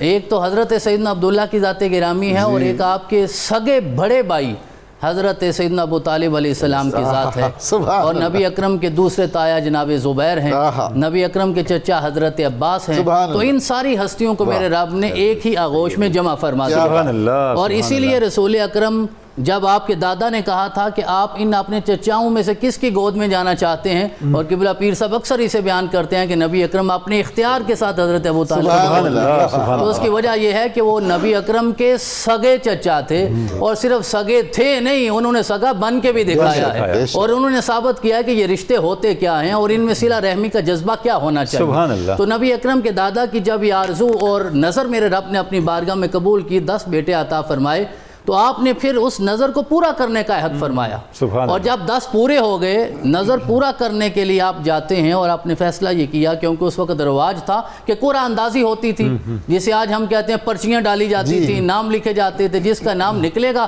اسے قربان کر دی۔ حوصلہ ہے جناب عبد المطلب کا کہ وہ اتنے ذی شان بیٹوں کو لے کر گئے ہیں قربان کرنے کے لیے، اللہ کی بھی مرضی ہے۔ اور ڈاکٹر صاحب بیٹوں کو بھی خراج تحسین پیش کریں۔ بالکل ایسے ہی، اور وہ بھی خون اسماعیل ہے جی، خون اسماعیل ہے، انہوں نے بھی سنت اسماعیلی پوری کی۔ ستاجدنی انشاءاللہ من الصابرین، انہوں نے بھی صبر کر کے دکھایا، ان ہستیوں نے بھی صبر کر کے دکھایا۔ اب اللہ کی بے نیازی ہے، وہ بے نیاز ہے، اور اللہ رب العزت کی اتنی صفات قرآن پاک میں بیان ہوئی ہے حضور والا، لوگ جبار کی صفت سے ڈرتے ہیں یا قہار سے ڈرتے ہیں، ڈرنا تو اس کی بے نیازی سے چاہیے۔ ان تعذبہم فإنہم عبادک وإن تغفر لہم فإنک انت العزیز الحکیم۔ تو میرے رب کی بے نیازی یہ ہے کہ جب وہ پرچیاں اور قرعہ ڈالا گیا، بار بار جناب عبداللہ کا نام نکلتا، اور ایک بار نہیں، 2 بار نہیں، 3 بار ہوا، تو حضرت عبد المطلب نے اعلان کر دیا جو میرے رب کی منشا ہے میں عبداللہ ہی کو قربان کر دوں، اور آپ آپ نے یہ شعر پڑھا تھا اس موقع پہ کہ آنا آہدتہ وانا موفن عہدہ، میں نے یہیں کھڑے ہو کے اپنے رب سے وعدہ کیا تھا اور آج میں اپنا وعدہ پورا کروں گا، کیونکہ اذا کان مولا یب انا عبدہ، وہی تو میرا آقا ہے، وہی تو میرا مولا ہے اور میں اس کا بندہ ہوں، تو جو بھی وہ چاہتا ہے میں اس کی بارگاہ میں پیش کر دوں گا۔ اب مکے والے جو پہلے تانے دیتے تھے انہوں نے آ کر کہا کہ ہم عبداللہ کو قربان نہیں ہونے دیں گے۔ اتنا ذیشان، حسین و جمیل، اور حضرت ضیاء الامت نے یہ جملہ لکھا ہے کہ عنفوان شباب ہے جناب عبداللہ کا، اور آپ پہ پارسائی بھی قربان ہے، حسن و جمال بھی قربان ہے، سب کچھ آپ کے قدموں پہ قربان، اور 18 یا 20 سال کی آپ کی عمر ہے اس وقت، ذرا اندازہ کیجئے جناب اسماعیل کی 13-14 سال تھی، یہ 18-20 سال کی عمر ہے، تو مکے والوں نے کہا ہم نہیں قربان کرنے دیں گے، اور یہ جملہ بولا حضرت عبد المطلب نے، آپ نے ارشاد فرمایا ہماری نسل میں یہ ہوتا آیا ہے، ہم اپنے ہاتھوں سے ذبح کرتے رہے ہیں، پھر اللہ کی مرضی ہم کر دیتے ہیں، وہ دوبارہ قبول بھی کرتا ہے اور بیٹا دوبارہ بھی عطا کر دیتا ہے۔ بہرحال پھر یہ طے ہوا کہ ہمیں یثرب جانا چاہیے۔ ان ہستیوں میں، اس نسل میں، اس خاندان میں یثرب کا نام کو پہلی بار ہجرت کے موقع پہ نہیں آیا، یہ یثرب ہمیشہ سے یثرب چلتا آیا ہے۔ وہاں ایک عالم سے جا کر پوچھا گیا، بعض اوقات لوگ بیان کرتے ہیں کسی کاہنہ خاتون سے پوچھا گیا تھا، وہ درست نہیں ہے، کوئی عالم تھا، اس کی بصیرت پہ بھی ہم قربان ہیں، جس نے جناب عبداللہ کو بچانے کے لیے راہ دکھائی ہے، کتنی بصیرت اللہ نے اسے بخشی ہے۔ اس نے کہا کہ آپ جا کے قرہ ڈالیے اور عبداللہ کے ساتھ آپ 10 اونٹ رکھیے، اور اگر جناب عبداللہ کا نام نکلے تو اونٹوں کی تعداد بڑھاتے جائیے، جب تک عبداللہ کی بجائے اونٹوں کا قرہ نہیں نکلے گا تو آپ نے 10-10 کا اضافہ کرتے جانا ہے۔ حضور والا، اگر حضرت عبد المطلب یا اجداد حضرت عبداللہ میں سے کوئی یہ رائے دیتا نا تو وہ تو ایک فریق کی رائے ہوتی ہے، ایک ثالث کی غیر جانبدارانہ رائے چاہیے۔ واہ واہ، بڑی شاندار آپ نے بات فرمائی، اور ایسا ہی ہوا۔ اور پھر اللہ کی مرضی، پہلی بار 10 اونٹ ہیں، پھر جناب عبداللہ کا نام نکل آیا، 10 کا اضافہ، پھر ان کا 10 مرتبہ ایسا کرنے کے بعد جب اونٹ 100 ہو گئے تو پھر میرے رب نے یہ فیصلہ فرمایا، اور پھر وہ قرہ نکلا جو اونٹوں کے نام تھا، اور اس کی طرف قبلہ پیر صاحب نے اشارہ فرمایا کہ پھر وہ 100 اونٹوں کی دیت رکھی گئی ہے قتل خطا میں، اسے بھی پھر 3 دفعہ ریپیٹ کیا گیا، ہاں اسے بھی 3 دفعہ پھر کیا گیا تاکہ کوئی شک اور شبہ باقی نہ رہے، اور پھر میرے رب نے اونٹوں کی قربانی کو قبول فرمایا۔ اس خاندان کی قربانی جو دمبے سے شروع ہوئی تھی، ایک دمبے سے، وہ پھر 100 اونٹوں تک جاتی ہے، اور پھر اس نور کو بچانا تھا، لیکن جب وہ نور آ گیا اور اس نور سے پھر حسن و حسین ظاہر ہو گئے، پھر بچایا نہیں ہے، پھر حسین قربان ہوئے ہیں، تو ابن الذبیحین بھی ہیں، ابو الذبحاء بھی ہیں، یعنی ذبیحین کے 2 ذبیحوں کے بیٹے بھی ہیں، اور بہت سارے جو ذبیح ہیں ان کے والد گرامی بھی ہیں، ان کے باپ بھی ہیں۔ تو یہ ایک ایسا واقعہ ہے جو جناب عبد المطلب کے اخلاص، آپ کے ایثار اور ایفائے نظر پہ اور عقیدہ توحید کی پختگی پہ دلالت۔ کیا بات ہے، سبحان اللہ، سبحان اللہ، ماشاءاللہ۔ ناظرین کرام، ایک مختصر سا وقفہ ہم لیتے ہیں، دوبارہ حاضر خدمت ہوں گے، آپ ہمارے ساتھ رہیے گا، یہ ایمان افروز تذکرہ ضرور سنیے گا۔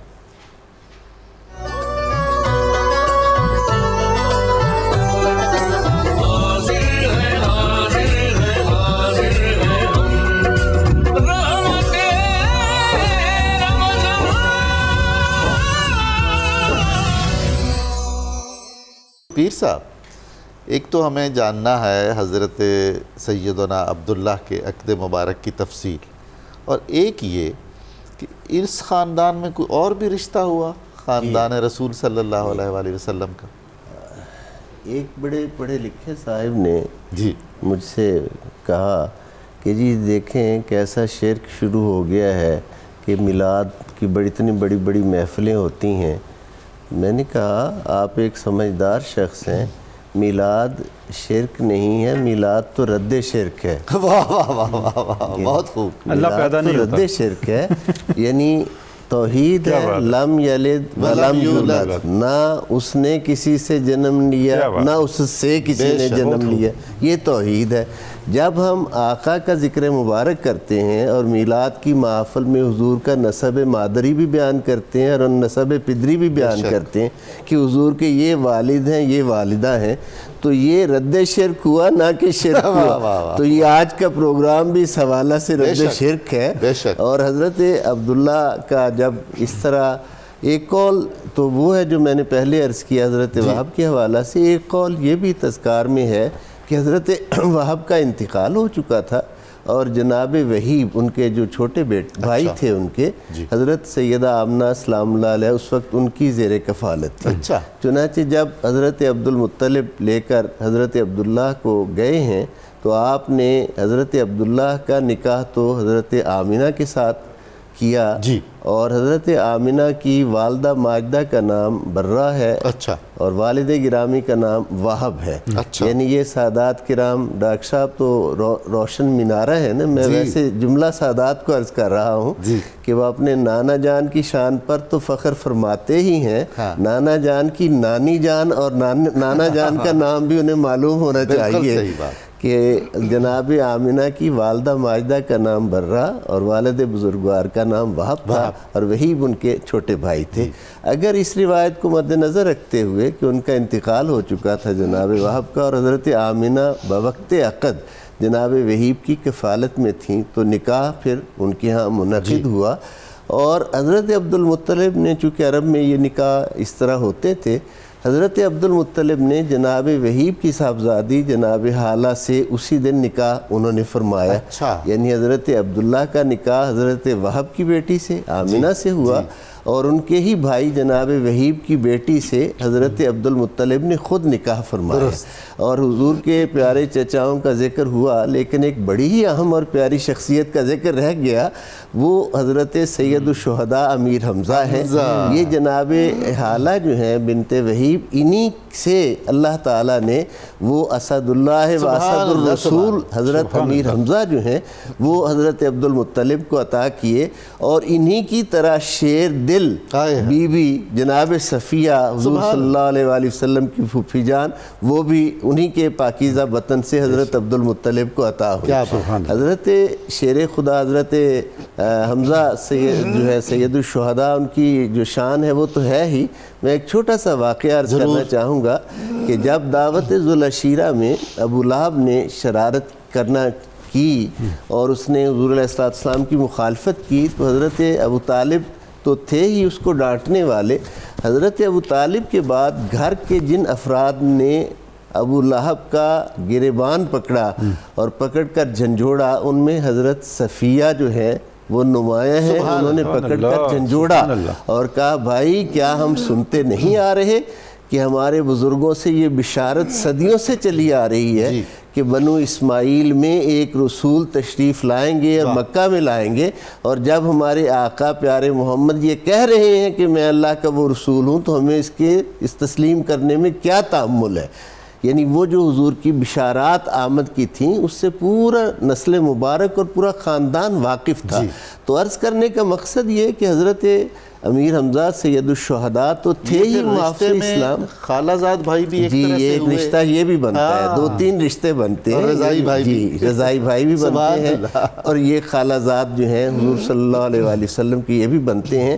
اور آقا پہ جیسی جان نثاریاں حضرت امیر حمزہ نے کی ہیں، حضور کے چچاؤں میں حضرت امیر حمزہ اور حضرت ابو طالب بھی تو وہ 2 شخصیات ہیں جنہوں نے اظہار اسلام کے بعد بھی آقا پہ اپنا سب کچھ قربان کیا ہے اور حضور کے پشت پناہ بن کر کھڑے رہے ہیں۔ حضور نے بھی تو محبت اور لطف و کرم کی انتہا فرمائی۔ حضور علیہ السلام کے محبت کی انتہا تو دیکھیں نا کہ حضرت امیر حمزہ کے مدفن مبارک پر آقا کا باقاعدگی کے ساتھ تشریف لے جانا، یہ تو احادیث میں ہے، لیکن ایک روایت جو بہت کم بیان ہوتی ہے، ضمناً ذکر آ گیا، میں اسے عرض کرنا چاہتا ہوں۔ محمد حسین ہیکل نے اپنی سیرت میں اسے لکھا کہ جب مکہ فتح ہوا ہے تو حضور صلی اللہ علیہ وآلہ وسلم سب سے پہلے فتح مکہ کے بعد، یعنی بیت اللہ کو بتوں سے پاک کرنے کے بعد جو پیغمبرانہ آپ کے فرائض سے فارغ ہوتے ہی آپ سب سے پہلے حضرت عبداللہ اور حضرت خدیجہ کی مبارک قبور پر تشریف لے گئے۔ حضرت ابو طالب اور حضرت ابو طالب اور حضرت خدیجہ الکبریٰ کی قبور پر، اور حضرت عبد المطلب کی بھی ساتھ ہی قبر مبارک ہے، حضور تشریف لے گئے۔ گویا فتح مکہ کی خوشی میں ان کو شریک کیا گیا کہ اگر میری خاطر آپ نے اتنی تکلیفیں دیکھی ہیں تو دیکھیں آج اللہ نے کیسے اپنے دین کو یہ عزت اور سرفرازی عطا فرمائی ہے، اور کیسے اپنے رسول کو فاتح بنا کر اس مکہ مکرمہ میں، جہاں سے ایک وقت میں جان بچانا جو تھا وہ مشکل ترین امر تھا۔ اور یہ وہ حقیقتیں ہیں جو ہمیں اس میں بہت سا درس ہے۔ ہمارے اس وقت المیہ جو ہے وہ یہ ہے کہ جو مثبت پہلو ہیں ان کو بیان نہیں کیا جاتا، اور جن کا روحانیت سے جن گوشوں کا تعلق ہے ان کو بیان نہیں کیا جاتا، حالانکہ تکمیل ایمان تو اسی طرح ہوگی۔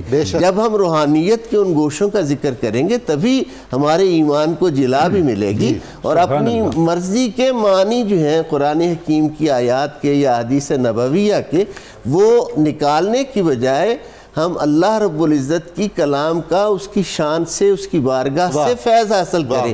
قرآن کے اپنی مرضی سے معنی نہ بنائیں، بلکہ قرآن کے حضور زانوِ تلمس طے کریں اور قرآن سے پوچھیں کہ وہ ہمیں کیا روشنی عطا کرتا ہے۔ وہ ہے نا جی، خود بدلتے نہیں، قرآن کو بدل دیتے ہیں۔ تو وہ دوسرا آقا صلی اللہ علیہ وآلہ وسلم کے فرامین میں نے خاص طور پر یہ اس لیے آج عرض کیا کہ حضور کا ان مبارک شخصیات کی قبور پر تشریف لے جانا یہ اس بات کا اعلان و اظہار ہے کہ آقا صلی اللہ علیہ وآلہ وسلم کے ساتھ انہوں نے اسلام کے لیے کتنے دکھ سے تھے، اور حضور نے اس خوشی میں سب سے پہلے ان کو جا کر شریک کیا۔ سبحان اللہ، سبحان اللہ۔ ڈاکٹر صاحب، ڈاکٹر سید احمد فاروق بخاری صاحب، جو ابھی گفتگو چل رہی ہے، جو چیز نکھر کے سامنے آ رہی ہے کہ اسلام کا جو جس طرح اسلام کی ابتدا ہوئی ہے، دین آگے بڑھا اور پھر غالب آ گیا، شخصیات کا بڑا کردار ہے اس میں، اور آپ صلی اللہ علیہ وسلم کے اجداد کا، آپ صلی اللہ علیہ وسلم کے چچاؤں کا، اور آپ کے والد گرامی سیدنا عبداللہ، سیدہ آمنہ، تو یہ چیزیں اکثر ہم اگنور کر جاتے ہیں تاریخ کا پورا جو پکچر ہے اس کو سامنے رکھنے کے دوران۔ تو سیدہ آمنہ کا جو ایک تذکرہ ہے اس پہ روشنی ڈالیں تاکہ یہ تذکرہ بھی ہائی لائٹ ہو کے ہمارے سامنے آئے کہ آپ کی شخصیت، آپ کے مناقب۔ بسم اللہ۔ جی حضور والا، اسی تسلسل میں جو قبلہ پیر صاحب ارشاد فرما رہے تھے کہ آپ دیکھیے ان کا خاندان بھی کتنا عالی خاندان ہے، اللہ رب العزت نے نسب کی شرافت بھی عطا فرمائی ہے، پارسائی بھی عطا فرمائی ہے، نفس کی طہارت بھی عطا فرمائی ہے۔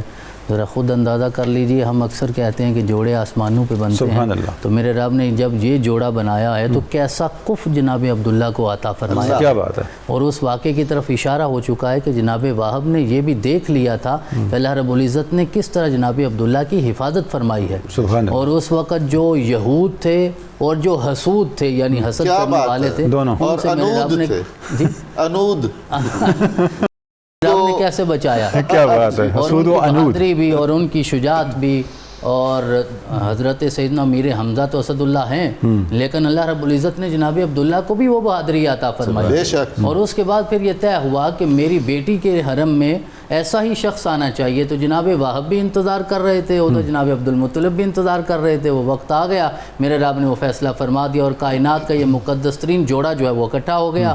تو میرے رب نے اس کے ذریعے وجہ تخلیق کائنات، ساری کائنات کو عطا فرما دیا۔ اور جب رسول اکرم علیہ تحیت و ثنا کا نور منتقل ہوتا ہے جناب سیدہ آمنہ سلام اللہ علیہا میں، اور آج لوگ ان کے ایمان کو تلاش کر رہے ہیں، ذرا اندازہ کیجئے اللہ رب العزت نے اس مبارک رحم میں اپنے پیغمبر کا نور رکھا ہے، سبحان اللہ، اور 9 ماہ تک رکھا ہے۔ یہ سعادت کائنات میں کسی اور خاتون کو میسر نہیں آئی، بنت وہب کے سوا، جناب آمنہ کے سوا کسی کو یہ سعادت نہیں ملی۔ اور آپ ارشاد فرماتی ہیں کہ وہ جو 9 ماہ گزرے ہیں ان میں اللہ رب العزت کی طرف سے مختلف انبیاء میرے پاس آتے تھے اور آ کے سلام دیتے تھے کہ تمہیں مبارک ہو، اللہ رب العزت نے وجہ تخلیق کائنات کا نور تمہیں عطا فرما دیا ہے۔ اور ان 9 ماہ میں مجھے کوئی ایسی تکلیف نہیں ہوئی، کوئی ایسی کیفیت طاری نہیں ہوئی، حالانکہ ان کیفیات پہ اللہ رب العزت نے قرآن میں نص قائم کی ہے کہ حملت ہو امہ کرہا ووضعت ہو کرہا، لیکن یہ واحد ماں ہے جسے کوئی تکلیف نہیں ہوئی، اور 9 ماہ ارشاد فرماتی ہے میں نے ایسے ہی رکھا ہے کہ جیسے میرے اندر کوئی اور وجود نہیں ہے۔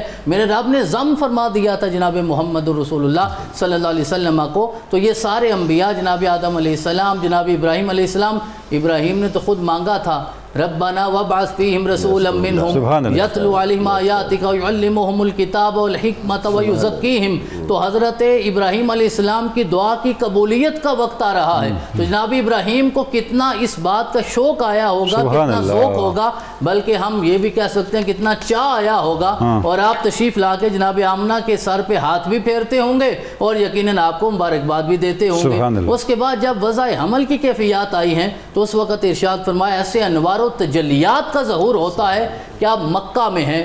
یہ بھی کوئی خاص حکمت ہے کہ آپ نے ارشاد فرمایا میں مکہ میں ہوں, میرے بیٹے محمد کا ظہور ہو رہا ہے اور میں نے شام کے محلات تک دیکھ لیے ہیں. شام کے محلات تک آقا کریم کی نسبت سے جناب سیدہ آمنہ نے مکہ میں دیکھے ہیں. میرے رب نے یہ سعادت 12 ربیع الاول کی صبح آپ کو عطا فرمائی ہے. اس کے بعد رسول اکرم علیہ تحیت و ثنا کی ذات میں ہمیں جتنے اوصاف جتنے کمالات نظر آتے ہیں, نام ہی محمد ہے, اور وہ محمد نام دادا نے رکھا تھا لیکن تائید تو اماں جی کی بھی ہوگی نا. جب مکے والوں نے پوچھا آپ نے کھانا تو کھلا دیا ہے, بیٹے کا نام کیا رکھا ہے, تو ارشاد فرمایا میں نے محمد رکھا ہے. یہ محمد ہو یا علی ہو یا حسن ہو یا حسین ہو, یہ 4 نام ایسے ہیں جو میرے رب نے ہمیشہ اپنے عرش کے پردوں میں چھپا کے رکھے ہیں اور ان ہستیوں کے ظہور کے وقت انہیں ظاہر فرمایا ہے. تو سارے مکے والے کہنے لگے ہم نے یہ نام کبھی سنا ہی نہیں ہے, یہ محمد نام کا معنی کیا ہے؟ تو آپ نے ارشاد فرمایا الذی یحمد حمدا بعد حمد, کہ محمد کا معنی یہ ہے تم نہ بھی چاہو تو تمہاری زبان سے اس کی تعریف ہی نکلے گی. جیسا کہ ابو جہل نے آ کے نعوذ باللہ کہا کہ ہم مزمم, تو آقا مسکرا دیے. صحابہ کرام جذبات میں آگے, آقا نے فرمایا اس نے کسی اور کو مزمم کہا ہو, اللہ نے مجھے تو محمد بنایا. تو اللہ رب العزت نہیں ہے بیٹا آپ کو دشمن بھی چاہے تو برا نہیں کر سکتا. اور یہ سارے اوصاف اور کمالات جو میرے آقا کی ذات میں آئے, کیونکہ والد گرامی تو رخصت ہو چکے تھے, اور حضرت سیدنا امام جعفر صادق علیہ السلام سے پوچھا گیا کہ اللہ کریم نے آپ کو اس حالت میں کیوں دنیا میں بھیجا؟ تو وہ ارشاد فرمایا کرتے تھے تاکہ زمانے میں جتنے یتیم ہیں انہیں حوصلہ ہو جائے کہ محمد الرسول اللہ بھی اسی طرح دنیا میں آئے ہیں, اور میرا رب یہ نہیں چاہتا کہ دنیا میں کسی کا احسان ہو میرے محمد پہ. میرے رب نے اپنے احسانات فرمائے ہیں, تو کسی کا احسان نہیں ہے, یہ رسول اکرم کے احسانات ہیں کہ آپ آقا نے کن کا انتخاب کیا ہے, آقا کہاں تشریف لے گئے ہیں. حضور والا میری بڑی شدید خواہش ہے کہ سیدہ آمنہ کے ذکر خیر کے ساتھ آپ کی خادمہ کا ذکر خیر بھی کرو. جناب ام ایمن سبحان اللہ, حضرت سیدہ ام ایمن کو رسول اکرم ارشاد فرمایا کرتے تھے کہ اب آپ میرے لیے ایسے ہیں جیسے میری ماں ہے. اور اس لمحے رسول اکرم کے پاس جناب ام ایمن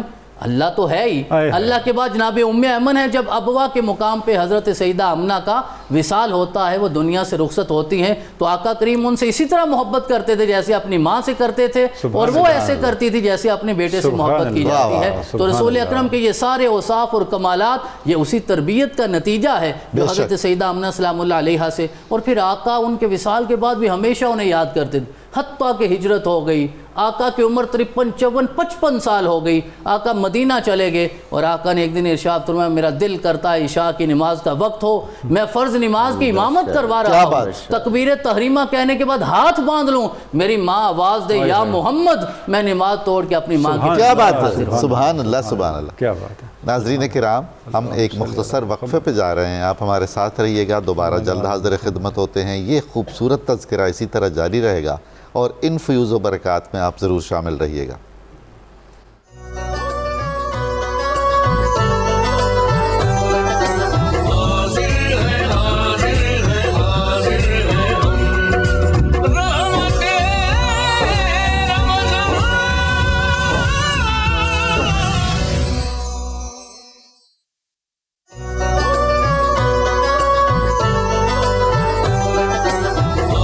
السلام علیکم ناظرین کرام, 92 نیوز چینل کی سحر ٹرانسمیشن رحمت رمضان میں حاضر خدمت ہیں ہم, اور آج ہم گفتگو کرنے کی سعادت حاصل کر رہے ہیں رسول کریم صلی اللہ علیہ وآلہ وسلم کے والد ماجد حضرت سیدنا عبداللہ رضی اللہ تعالی عنہ کے احوال, آپ کی خدمات, اور رسول اللہ صلی اللہ علیہ وآلہ وسلم کی والدہ ماجدہ کا ذکر خیر بھی اس میں شامل ہے.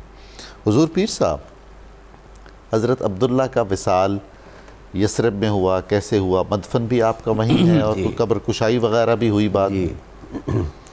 حضرت عبداللہ تجارت کی غرض سے آپ تشریف لے گئے تھے یثرب کے ایک تجارتی قافلہ کے ساتھ شام کی طرف. اچھا جی. اور پھر اسی تجارتی قافلہ وہ مکہ مکرمہ میں پہنچا تو صحیح یثرب سے ہو کر جی, لیکن حضرت عبداللہ وہاں بیمار ہوئے, اور یثرب میں بیمار ہونے کے بعد ان کا وہیں انتقال ہو گیا. اچھا. اور وہ قافلہ جب مکہ مکرمہ میں پہنچا, آج جیسے ذرائع رسل و رسائل تو نہیں تھے, جب قافلہ پہنچا تو پتہ چلا کہ وہ یثرب میں بیمار ہوئے اور بیمار ہو کر خالق حقیقی کے حضور حاضر ہو گئے اور وہیں ان کی پھر تدفین ہوئی. اور یہ یقیناً ایک بہت ہی غم و اندوہ والی بات تھی. حضرت عبد المطلب سردار بطحا ابھی اس دنیا میں جلوہ افروز ہیں اور ان کے سب سے پیارے نظر اور اس دنیا سے تشریف لے جائیں، اور پھر یہ کہ وہ اپنی امانت جو ہے وہ بھی ایک حضرت آمنہ کے سپرد کر کے گئے ہیں جس کا ظہور ابھی کچھ ماہ کے بعد ہونا باقی ہے. یعنی یہ ساری چیزیں ایسی تھیں جس نے حضرت آمنہ سلام اللہ علیہ کے دل حزین کو بہت زیادہ غمزدہ کیا. حضرت عبداللہ کا جب وہاں وصال مبارک ہوا تو چونکہ ابھی آقا اس دنیا میں تشریف ہی نہیں لائے، اظہار نبوت ہی نہیں ہوا، اور یہ سارے کا سارا بابرکت خاندان جو حضور کا ننیالی خاندان ہے اور حضور علیہ السلام کے دادا جان، یہ سارے شریعت ابراہیمی پر کاربند تھے اور حضرت ابراہیم علیہ نبینا علیہ السلام کے مبارک تعلیمات کے تحت ہی حضرت عبداللہ کی تدفین کا اہتمام یثرب میں ہوا. اب یہ نظام قدرت ہے، بہت سی چیزیں اللہ رب العزت ہماری بصیرت و بصارت کو بہتر کرنے کے لیے بسا اوقات اس کا مشاہدہ کرواتی ہے. یہ قدرت کی طرف سے ان کی شان تو اس سے بہت وراء الورا ہے، لیکن ایک سمجھانے کے لیے، دکھانے کے لیے 1978 کی غالباً بات ہے، 1978 میں 1978 میں مسجد نبوی کی توسیع ہوئی اور اس توسیع میں کچھ مبارک قبور جو تھیں وہ ظاہر ہوئیں، اور ان میں ایک قبر مبارک حضرت سیدنا عبداللہ کی قبر مبارک تھی جس کے اندر ایک سل موجود تھی جس پر آپ کا نام نامی اس میں گرامی اور ولدیت جو تھی وہ موجود تھی. اور خوبصورت بات اس کی میں نے پہلے بھی عرض کیا کہ یہ ہمارے لیے ایک بڑی بات ہے. اللہ نے ان کے ہاں تو اللہ کے ہاں تو ان کی قدر و منزلت اس سے کہیں زیادہ ہے کہ آپ کا کفن مبارک بھی میلا نہیں ہوا تھا. سبحان اللہ. چونکہ یہ تو سرکار کے غلاموں پہ یہ عطائیں ہوتی ہیں، وہ تو پھر حضور کے والد گرامی تھے، ان پر اللہ رب العزت کا انعام اور عطا ہونا. تو آپ کا کفن مبارک بھی جو ہے وہ میلا نہیں ہوا تھا. اور میں یہاں شاید میری اس بات کو پسند نہ کیا جائے لیکن میں آج مجبور ہوں کہنے پہ کہ ہمارے یہ چینل کے مالک جناب میاں محمد حنیف صاحب وہ خوش قسمت شخصیت ہیں جنہوں نے وہاں اس وقت وہاں موجود تھے مدینہ طیبہ میں، اور انہوں نے اس آقا کے والد گرامی حضرت عبداللہ کی زیارت جو ہے وہ کی ہے. اور میں نے یہ خود ان کی زبان سے سنا، ایک نجی نشست میں انہوں نے خود اس بات کو بیان کیا تھا. شاید وہ اسے پسند نہ کریں، کچھ لوگوں کا مزاج حضرت بیدم شاہ وارسی کے شعر کے مطابق ہوتا ہے نا کہ میں مٹا ہوں تیرے نام، مجھے خاک میں ملا کر میری خاک بھی اڑا دے، میں مٹا ہوں تیرے نام پر مجھے کیا غرض نشان سے. تو وہ اس مزاج کی شخصیت ہیں، کئی جگہ پر بہت ساری ڈیوٹیاں دے رہے ہیں لیکن پسند یہی ہے کہ کہیں ذکر نہ کیا جائے. میں نے چاہا کہ میں اپنے ناظرین کو اس بات سے آگاہ کروں کہ ایک عینی شاہد آج بھی موجود ہے جس نے اپنی آنکھوں سے، ویسے تو پورے پریس میں، پوری دنیا کے پریس میں اس کا تذکرہ ہوا. اس وقت یہ الیکٹرانک میڈیا تو اتنا عام نہیں تھا لیکن اخبارات پرنٹ میڈیا کے ذریعہ سے دنیا بھر کے اخبارات نے اس بات کو کوریج دی تھی اور یہ ایک تاریخی حقیقت کے طور پر یہ بات محفوظ ہے. اور دوبارہ تدفین جنت البقیع میں؟ جی جنت البقیع میں دوبارہ تدفین. کچھ صحابہ کرام کے بھی جو تھی وہ بھی قبور تھیں، ان کے بھی پھر اسی طرح ان کو بھی احترام کے ساتھ جنت البقیع میں دفن کیا گیا. جی ڈاکٹر صاحب، ڈاکٹر بخاری صاحب، جو اس موقع پہ جیسے ابھی ذکر ہو رہا ہے حضرت عبداللہ کے انتقال کا، جو غم محسوس کیا حضرت سیدہ آمنہ نے اور اس کو جو اشعار کا پیرایا دیا، وہ حضرت عبداللہ کا پورا ایک اوصاف اور آپ ان کے جمال کا بیان بھی ہے اور سیدہ آمنہ کے دلی کیفیات کا بیان بھی ہے. اس پہ کچھ ارشاد فرمائیں. حضور والا ذرا دیکھیے نا، اسی خاندان میں جب نبی اکرم پہلی وحی کے بعد تشریف لائے تو حضرت سیدہ خدیجہ الکبریٰ سلام اللہ علیہا نے آقا کے اوصاف بیان فرمائے، سبحان اللہ، آقا کی سیرت کا بیان فرمایا. تو ظاہری سی بات ہے کہ زوجہ سے بہتر تو اوصاف کو کوئی جانتا ہی نہیں ہوتا. تو میرے رب نے انہی کے ذریعے یہ سب کچھ کروایا ہے. اب یہ وہ خاندان ہے جو افصاح العرب ہے. میرے رب نے جو بلاغت انہیں عطا فرمائی، جو فصاحت انہیں عطا فرمائی. جب ہم کربلا کے سارے واقعات پڑھتے ہیں وہ کتنے دل دوز مناظر ہیں، لیکن حضرت غازی عباس کا تذکرہ آتا ہے کہ دایاں ہاتھ کٹا تو آپ نے یہ شعر پڑھا، بایاں ہاتھ کٹا تو یہ شعر پڑھا. پھر آپ کے جب دندان مبارک سے وہ گھڑا گر جاتا ہے جو آپ نے مشکیزہ اٹھایا ہوا تھا تو آپ نے یہ شعر پڑھا. جناب علی اکبر نے یہ شعر پڑھے، جناب قاسم نے یہ شعر پڑھے. جب انہوں نے اتنے اشعار پڑھے ہوں گے تو حضرت سیدہ آمنہ کو میرے رب نے کون سی فصاحت اور بلاغت عطا فرمائی. اور حضور والا یہ بھی تو دیکھیے نا، رسول اللہ صلی اللہ علیہ وسلم کے جد امجد کے اشعار، جی حضرت ابو طالب کے اشعار، آپ کا تو پورا دیوان ہے. دیوان موجود ہے، امیر المومنین علی کا اشعار، گھرانے میں جدھر دیکھیں فصاحت و بلاغت کی انتہا ہے. کیا شک. جناب ابو طالب کا پورا دیوان ہے اور اس کا اردو ترجمہ ہے تو ہمیں اس کا مطالعہ ضرور کرنا چاہیے. اگر ہم عربی میں نہ بھی سمجھ پائیں تو اردو میں ہے. اللہ کریم ہمیں بھی اس کا ترجمہ کرنے کی سعادت عطا فرمائے، اس میں میرا رب ہمیں شریک فرمائے. تو آپ اس غم کی کیفیت میں، فرط غم میں، حضرت سیدہ آمنہ سلام اللہ علیہا نے اپنے شوہر نامدار کی، جن کی عمر صرف 25-26 سال ہے. دیکھیے جس طرح حضور والا ہم عرض کر رہے تھے، پہلے اس بے نیاز رب نے 100 اونٹ کے بدلے میں جناب عبداللہ کو بچایا ہے، اور پھر جیسے ہی نور منتقل ہوا تو اٹھا لیا ہے. تو ایسے سفر میں کہ جب کسی کو اندازہ ہی نہیں تھا تو اچانک وہ جدائی ہوتی ہے.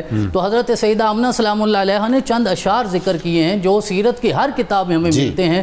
آپ نے اپنے شوہر نامدار کی بارگاہ میں عرض کیا، عفا جانب البطحہ من آل ہاشم، کہ بطحہ وادی کے کنارے میں ہاشم کا بیٹا گہری نیند سو گیا ہے، ہمیشہ کے لیے سو گیا ہے. وَجَاوَرَ لَحْدًا خَارِجًا فِي الْغَمَائِمِ، مکہ سے باہر کسی وادی میں جا کے سو گیا ہے، ہم یہاں انتظار کر رہے ہیں. حضرت عبد المطلب نے اپنے سب سے بڑے صاحبزادے جناب حارث کو بھیجا تھا، جا کے پتہ تو کرو. اور حارث جو ہیں وہ جناب عبیدہ بن الحارث کے والد گرامی ہیں. عبیدہ وہ جو غزوہ بدر میں مسلمانوں کی طرف سے شہید ہوئے ہیں، اور اللہ رب العزت نے انہیں یہ سعادت عطا فرمائی. انہوں نے اس موقع پہ جب آخری لمحہ تھا رسول اکرم کے قدموں میں سر رکھ کے کہا، اے میرے آقا نامدار، کاش آج ہمارے چچا ہوتے جنہوں نے یہ شعر کہا تھا. آج میں اس کا زیادہ حقدار ہوں کہ وَنُسْلِمُهُ حَتَّى نُسَرَّ حَوْلَهُ وَنَزْحَلَ عَنْ أَبْنَائِنَا وَالْحَلَائِلِ.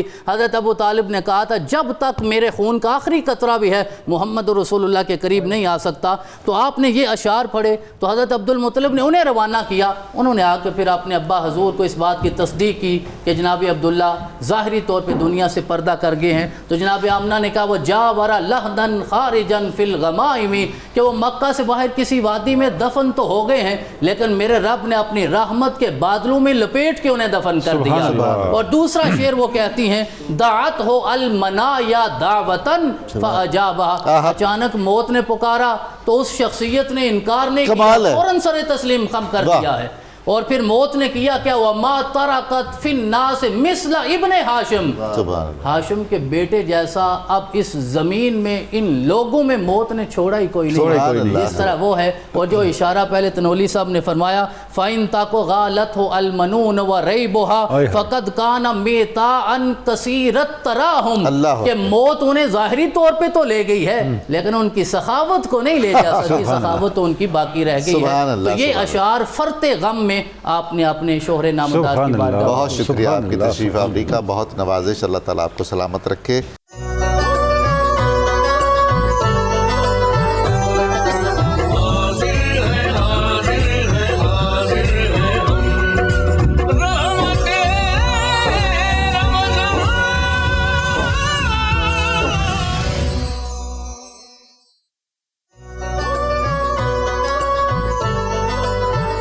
السلام علیکم ناظرین محترم. رحمت رمضان سحر ٹرانسمیشن میں وقت ہوا ہے حضرت مولانا جلال الدین رومی رحمۃ اللہ تعالیٰ علیہ کی مثنوی کے انتخاب کا، جسے ہم نے درس مثنوی کا نام دے رکھا ہے. آج ہم نے جو اشعار منتخب کیے ہیں وہ رسول کریم صلی اللہ علیہ وآلہ وسلم کی ایک حدیث مبارک کو حضرت مولانا جلال الدین رومی نے اپنے الفاظ میں بیان فرمایا ہے. اور وہ حدیث اتنی سراپا رحمت ہے آنے والی امت کے لیے، ہم سب کے لیے، ہم سب گناہ گاروں کے لیے. یہ حدیث صحیح مسلم شریف میں بھی بیان ہوئی ہے اور مسند حضرت امام احمد بن حنبل میں بھی بیان کی گئی ہے. پہلے میں اشعار پڑھتا ہوں اور پھر اس کا ترجمہ اور آگے تھوڑی سی وضاحت کر کے ہم سارے اس خوش قسمتی پر ناز کریں گے کہ اگر ہم اس گروہ میں شامل ہیں جس کا رسول کریم صلی اللہ علیہ وآلہ وسلم نے ذکر فرمایا ہے، تو پھر ہماری کیا ہی بات ہے اس دنیا میں بھی اور آخرت میں بھی۔ گفت پیغمبر کہ ہست از امتم کو بود ہم گوہر و ہم ہمتم۔ اللہ کے رسول صلی اللہ علیہ وآلہ وسلم نے ارشاد فرمایا کہ میری امت میں کچھ لوگ ایسے ہوں گے جن کی مجھ سے گہری نسبت ہوگی اور بہت ہی زیادہ مجھ سے وہ تعلق خاطر محسوس کریں گے، محبت محسوس کریں گے، عشق محسوس کریں گے۔ مر مرا زان نور بی ند جان شان کہ من ایشن را ہمی بینم بدان۔ اور وہ لوگ مجھے اسی نور سے دیکھیں گے، ظاہراً انہوں نے مجھے نہیں دیکھا ہوگا، لیکن وہ سارے لوگ مجھے اسی نور سے دیکھیں گے جس نور سے میں ان کو سب کو دیکھتا ہوں۔ سبحان اللہ سبحان اللہ۔ صحیح مسلم شریف میں جو اس کی روایت آئی ہے اس کا مفہوم یہ ہے کہ میرے ساتھ ان لوگوں کی محبت بہت زیادہ ہوگی جو بعد میں آئیں گے۔ ان میں سے ہر ایک کی شدید خواہش ہوگی کہ کاش وہ اپنی اولاد اور مال کی قربانی دے کر بھی مجھے ایک نظر ہی سے ہی دیکھ سکتا۔ اور مسند امام احمد بن حنبل میں اس حدیث کو یوں بیان کیا گیا کہ رسول کریم صلی اللہ علیہ وآلہ وسلم نے ایک بار فرمایا میں اپنے بھائیوں کو دیکھنا چاہتا ہوں، شان کرم دیکھیے نا۔ صحابہ نے عرض کیا یا رسول اللہ صلی اللہ علیہ وآلہ وسلم کیا ہم سب آپ کے بھائی نہیں ہیں؟ آپ نے فرمایا آپ سارے میرے اصحاب ہیں، میرے بھائی تو وہ ہیں جو ابھی آئے نہیں ہیں، اور میں حوض کوثر پر ان کا انتظار کروں گا۔ صحابہ کرام رضوان اللہ تعالیٰ علیہم اجمعین نے عرض کیا یا رسول اللہ صلی اللہ علیہ وآلہ وسلم وہ لوگ جو ابھی آئے ہی نہیں ہیں آپ ان کو کیسے پہچانیں گے؟ رسول کریم صلی اللہ علیہ وآلہ وسلم نے ارشاد فرمایا جس طرح تم کالے اور سفید گھوڑوں کو آسانی سے الگ الگ پہچان لیتے ہو، اس طرح میں ان عاشقوں کو، ان اہل محبت کو، ان اہل نسبت کو پہچان لوں گا۔ علماء کرام نے، محدثین نے لکھا ہے کہ ان احادیث کے مصداق اول خیر التابعین حضرت اویس قرنی رضی اللہ تعالیٰ عنہ، جنہوں نے چشم ظاہر سے رسول کریم صلی اللہ علیہ وآلہ وسلم کی زیارت نہیں کی، لیکن چشم روح سے، چشم قلب سے جتنا انہیں زیارت رسول صلی اللہ علیہ وآلہ وسلم نصیب ہوئی ہے شاید ہی کسی اور کو نصیب ہوئی ہوگی۔ ناظرین کرام، ہمارے لیے یہ جو احادیث ہیں اور یہ جو رسول اللہ صلی اللہ علیہ وآلہ وسلم کا اظہار کرم ہے، یہ بڑی ہی سعادت کی بات ہے۔ ہمارے دل میں اگر ذرہ بھر بھی عشق رسول ہو، ذرہ بھر بھی نسبت رسول ہو، اللہ تعالیٰ پیدا فرمائے۔ آج رمضان المبارک کی سحر کی ان مقدس گھڑیوں میں ہمیں یہ دعا بھی کرنی چاہیے کہ اللہ تعالیٰ ہمیں نسبت رسول سے سرفراز فرمائے، وہ نسبت جس کا اظہار رسول کریم صلی اللہ علیہ وآلہ وسلم نے کیا ہے۔ ویسے تو وہ جان عالم رحمت للعالمین ہیں، اور آپ نے بلا تفریق امتی امتی امتی فرما کر ہم سب گناہ گاروں کے لیے دعا فرمائی ہے۔ لیکن اگر ہماری قسمت یاوری کرے اور ہمارا نصیبہ ہمارا ساتھ دے اور ہم اہل نسبت رسالت میں شامل ہو سکیں تو اس سے اچھی کیا بات ہے۔ آپ شان دیکھیے ان لوگوں کی، اہل عشق کی، اہل محبت کی۔ اللہ کے رسول صلی اللہ علیہ وآلہ وسلم جو محبوب خدا ہیں، محبوب دو جہاں ہیں، وہ حوض کوثر پر اپنے ان چاہنے والوں کا انتظار فرمائیں گے جو بہت بعد میں آ کر بھی آپ کو دیکھنا چاہیں گے، آپ کی اتباع کرنا چاہیں گے، اور وہ اپنا جان، مال، عزت، آبرو سب کچھ قربان کر بھی یہ چاہیں گے کہ کاش ہم ایک نظر اللہ کے رسول صلی اللہ علیہ وآلہ وسلم کو دیکھ سکتے۔ بہت شکریہ ناظرین مکرم۔ ڈاکٹر تنوری صاحب، آپ مناجات ائمہ اہل بیت کا انتخاب ارشاد فرمائیے اور اس کی ترجمانی بھی۔ جی ڈاکٹر صاحب بہت شکریہ۔ ناظرین کرام، اب ہمارے آج کی اس ٹرانسمیشن میں وقت ہوا ہے ائمہ اہل بیت اطہار کی مناجات کا، اس کا ایک منتخب حصہ ہم پڑھیں گے اور اس سے فیضان اور اس سے رہنمائی اور نور ہدایت اور اللہ رب العزت کی عطاؤں کی خیرات لینے کی کوشش کریں گے انشاءاللہ العزیز۔ ناظرین کرام، آج ہم جو مناجات پڑھ رہے ہیں، اس مناجات کو پڑھ کے اس حقیقت کا ہم پہ مزید انکشاف ہوتا ہے، ہمیں اس حقیقت کی مزید معرفت ملتی ہے کہ دعا بندہ مومن کے لیے اسلحہ ہے، جیسا کہ حضور اکرم حضور رسالت مآب صلی اللہ علیہ وآلہ وسلم نے ارشاد فرمایا۔ اس طرح اسلحہ ہے کہ جب بندہ مومن اللہ رب العزت کی بارگاہ میں دست دعا بلند کرتا ہے، وہ دعا دنیا کے لحاظ سے، مخلوق کے لحاظ سے بندے اور اس کو درپیش حالات، واقعات، مسائل، مشکلات، مصائب کے درمیان ایک آڑ، رکاوٹ اور دیوار بن جاتی ہے۔ اس لیے آپ صلی اللہ علیہ وسلم نے ارشاد فرمایا وَاسْتَقْبِلُوا أَمْوَاجَ الْبَلَايَا بِالدُّعَاءِ وَالتَّضَرُّعِ، جب تمہیں بلاؤں کا سامنا ہو، مصیبتوں کا سامنا ہو، تو بلاؤں اور مصیبتوں کا اور آزمائشوں کا استقبال، سامنا دعا اور اللہ رب العزت کی بارگاہ میں آہوزاری سے کرو۔ یہی دعا، یہ تو دعا کا کردار اور دعا کا جو تاثیر ہے وہ مخلوق کے حوالے سے اور خالق کے حوالے سے بندہ مومن کو دعا اللہ کے ساتھ ایسے جوڑتی ہے کہ اللہ کی تائید، اللہ کی نصرت، اللہ کی رحمت بندے کی طاقت بن جاتی ہے۔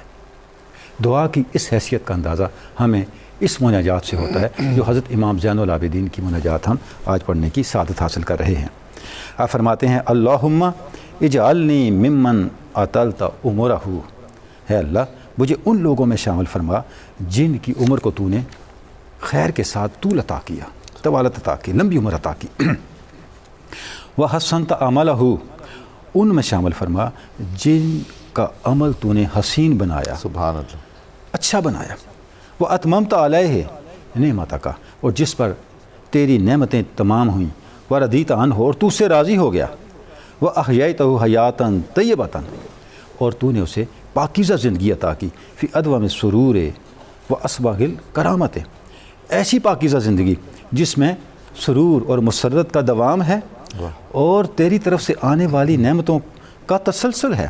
واتم العیش، اور زندگی اپنے کمال اور تمام کے ساتھ موجود ہے۔ انک تفعل ما تشاء، اے اللہ تو جو چاہتا ہے وہ کرتا ہے۔ ولا یفعل ما یشاء غیرک، اور تیرا غیر کچھ چاہ بھی لے تیری منشا کے خلاف کچھ نہیں کر سکتا۔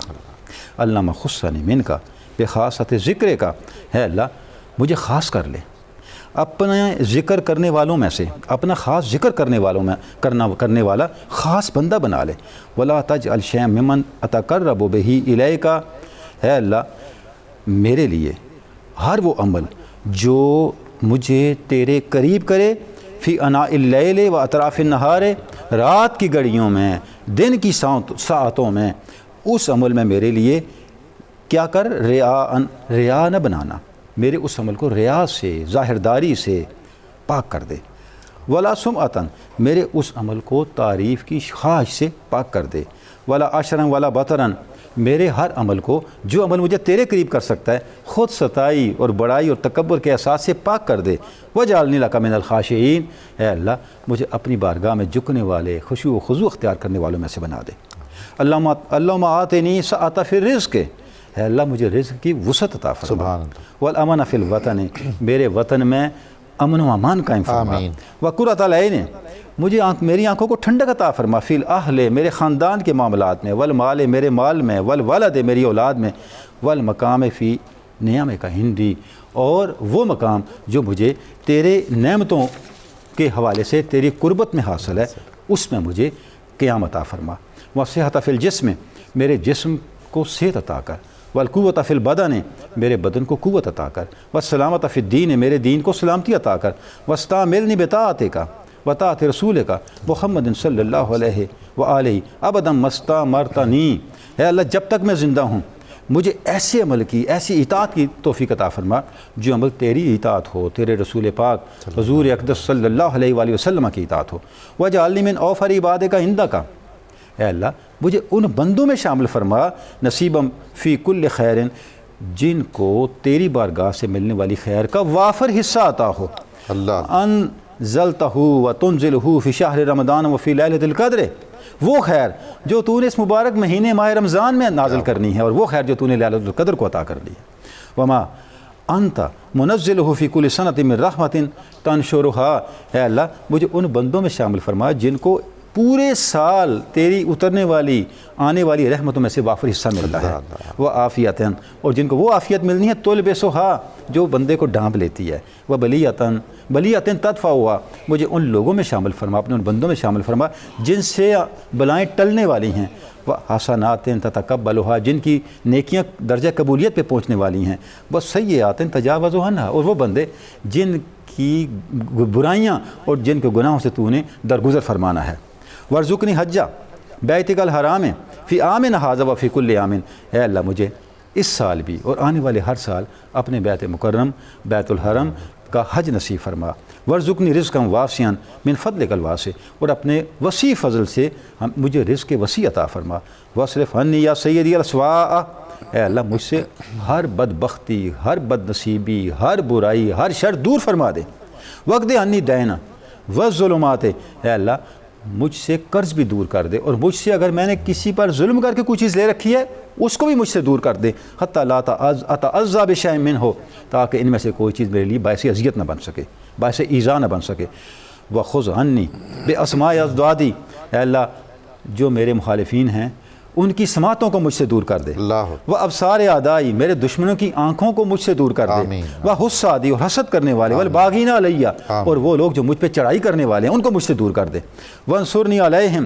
اے اللہ مجھے ان کے خلاف اپنی مدد سے تائید عطا فرما، وہ اقر رہنی، اے اللہ میری آنکھوں کو ٹھنڈک عطا فرما، وفرح قلبی، میرے قلب کو راحت عطا فرما، وہ حقق ظنی، اے اللہ تیری بارگاہ سے جو میرا ظن ہے، جو میرا خیال ہے، جو میرا یقین ہے اسے حقیقت میں بدل دے، وجعل لی من ہمی و کربی فرجا و مخرجا، اے اللہ مجھے جو غم درپیش ہے، جو کرب اور تکلیف درپیش ہے مجھے اس سے خلاصی عطا فرما، وجعل من ارادنی بسوء من جمیع خلق کا تحت قدمی، اے اللہ تیری مخلوق میں سے جو بھی میرے ساتھ برا ارادہ کرے اس کے برے ارادے کو میرے لیے غیر مؤثر کر دے، وقفنی شر شیطان، اے اللہ تو میرے لیے شیطان کا میرے خلاف جو شر ہے اس پر میرے لیے کافی ہو جا، وہ شرع سلطان، اور حاکموں کے شر پر بھی میرے لیے کافی ہو جا، وہ سیئات عملی و تخرنی من الذنوب کلہا، ہے اللہ میرے برے اعمال کو مجھ سے دور کر دے اور مجھے ہر طرح کے گناہوں سے پاک کر دے، وہ اجرنی من النار بعفوک، اپنی شان عفو سے مجھے آگ سے بچا لے،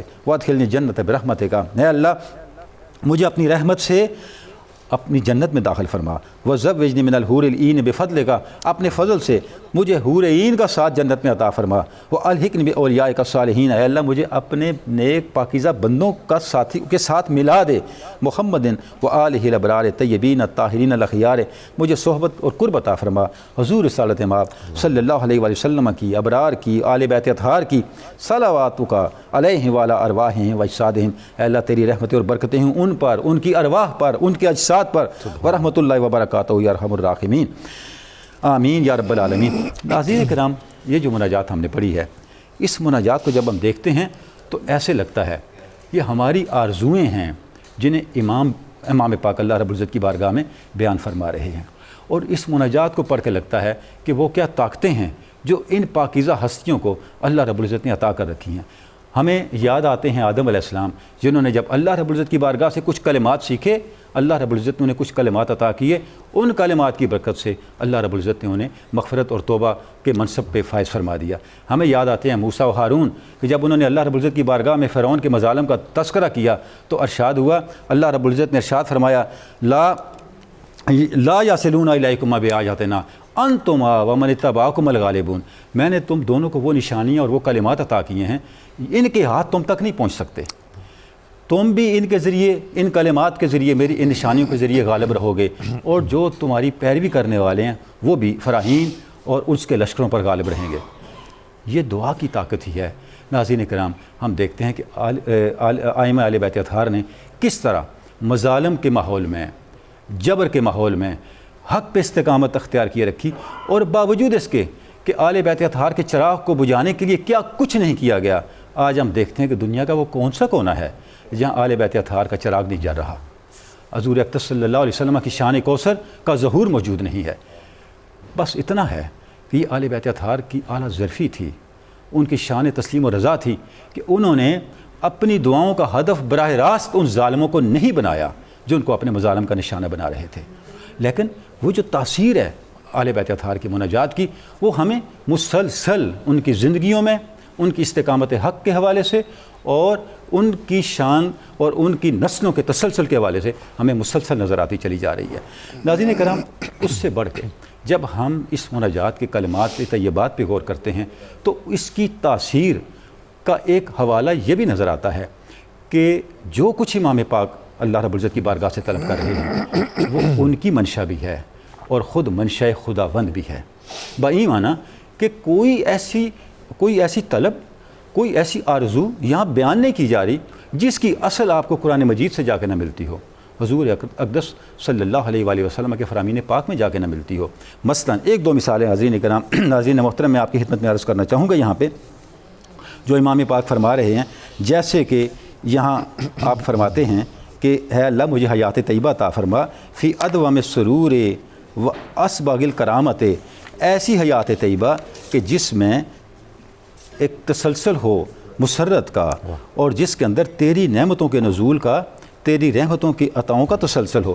اب دیکھیں قرآن مجید میں ارشاد ربانی ہے، الم تروا ان اللہ سخر لکم ما فی السماوات و ما فی الارض واسبغ علیکم نعمہ ظاہرۃ و باطنۃ، کہ آپ لوگ نہیں دیکھتے کہ اللہ رب العزت نے آپ کے لیے آسمان اور زمین میں کیا کچھ مسخر کر دیا ہے، اور اس نے تم پر ظاہری اور باطنی نعمتیں کس طرح برسائی ہیں، کس طرح تمہیں ظاہری اور باطنی نعمتوں سے نوازا ہے۔ یعنی اللہ رب العزت سورہ لقمان کے اندر جس انداز سے ظاہری اور باطنی نعمتوں کی عطا کا تذکرہ فرما رہا ہے امام پاک، اسی منشأ خداوند، اسی انداز کے ساتھ، آیہ مبارکہ کے اسی اسلوب کے ساتھ اللہ رب العزت کی بارگاہ میں دست دعا بلند کر رہے ہیں۔ گویا جب آپ کی دعائیں منشأ خداوند کے مطابق اللہ کی بارگاہ میں پہنچتی ہیں تو اس کی قبولیت میں پھر کیا شک رہ جاتا ہے، کیا رکاوٹ رہ جاتی ہے؟ اس لیے آپ آگے فرماتے ہیں انک تفعل ما تشاء ولا یفعل ما یشاء غیرک، اے اللہ تو جو چاہتا ہے وہ کرتا ہے، اور تیرا غیر جو چاہے تیری منشا کے خلاف نہیں کر سکتا۔ یہ بھی آپ دیکھیں روح قرآنی اور قرآنی مزاج اور قرآنی انداز کے ساتھ ہم آہنگی اور مناسبت رکھنے والا انداز ہے جو امام پاک اللہ رب العزت کی بارگاہ میں عرض کر رہے ہیں۔ ارشاد ربانی ہے وما تشاؤون الا ان یشاء اللہ ان اللہ کان علیما حکیما، تم لوگ کیا چاہ سکتے ہو سوائے اس کے کہ جو اللہ چاہتا ہے۔ اللہ ہی علیم ہے، اللہ ہی حکیم ہے، اور اللہ کا چاہنا ہر چاہنے پہ اس طرح غالب ہے کہ کچھ بھی ہو جب وہ کسی چیز کا ارادہ کر لے تو وہ ہو کر رہتی ہے، چاہے ظاہراً اس کا ہونا ممکن نہ بھی نظر آتا ہو۔ زکریا علیہ السلام کو جب اللہ رب العزت نے بشارت عطا فرمائی یہ کہ آپ کو اولاد سے نوازا جائے گا، تو اس کے جواب میں زکریا کہتے ہیں وقال رب انا یکون لی غلام وقد بلغنی الکبر وامراتی عاقر قال کذلک اللہ یفعل ما یشاء، جب انہوں نے کہا کہ بشارت تو مل گئی لیکن یہ کیسے ہوگا، میں بڑھاپے میں ہوں، میری بیوی بانجھ ہے، کیسے مجھے اولاد ملے گی؟ تو اب جواب دینے والا کیا جواب دے رہا ہے؟ اللہ چاہے تو اس طرح بھی کر سکتا ہے، اور یہ اللہ کی مشیت ہے، جب اللہ کی مشیت ہو تو یہ ہو کے رہنا ہے۔ اب سورہ کہف میں ناظرین کرام ہم دیکھتے ہیں کہ اللہ رب العزت نے ایسے ہی حالات میں ہمیں جو تعلیم دی وہ کیا؟ ماشاء اللہ لا قوت الا باللہ۔ جس وقت آپ دیکھتے ہیں کہ کتنے دروازے آپ پہ بند ہیں، کتنے مسائل آپ کے سامنے کھڑے ہیں، تو آپ کس راستے کو اختیار کریں؟ اللہ کی مشیت کے راستے کو اختیار کریں، اور اس راستے کو اختیار کریں، اس اپروچ کو اختیار کریں، اس سوچ کو اختیار کریں کہ ہر قوت سے بڑھ کے، ہر اختیار سے بڑھ کے اللہ کی قوت اور اللہ کا اختیار ہے، اور جب اللہ کی قوت اور اللہ کا اختیار روب عمل ہو جاتا ہے تو پھر اس کے سامنے کوئی رکاوٹ نہیں رہتی۔ یہی یقین، یہی اسلوب، یہی انداز ہمیں امام زین العابدین کی مناجات میں رواں دواں نظر آتا ہے۔ ناظرین کرام، اللہ رب العزت کی بارگاہ میں دعا ہے کہ آئمہ اہل بیت اطہار کی ایمان، یقین، اللہ رب العزت کی بارگاہ کے ساتھ اٹوٹ وابستگی اور دعا کے ذریعے مدعا تک پہنچ جانے کا جو تیقن ہے، یہ طاقت اور یہ یقین اور یہ نور ہمیں بھی ظاہراً اور باطناً عطا ہو، اور ہماری زندگی کی ظلمتیں بھی انوار میں ڈل جائیں۔ ناظرین کرام، کراچی میں اذان فجر کا وقت قریب ہے۔ ہم 92 چینل نیوز کی 92 نیوز چینل کی رحمت رمضان ٹرانسمیشن میں اب آپ سے اجازت چاہیں گے۔ انشاءاللہ کل آپ سے ملاقات ہوگی، تب تک کے لیے خدا حافظ۔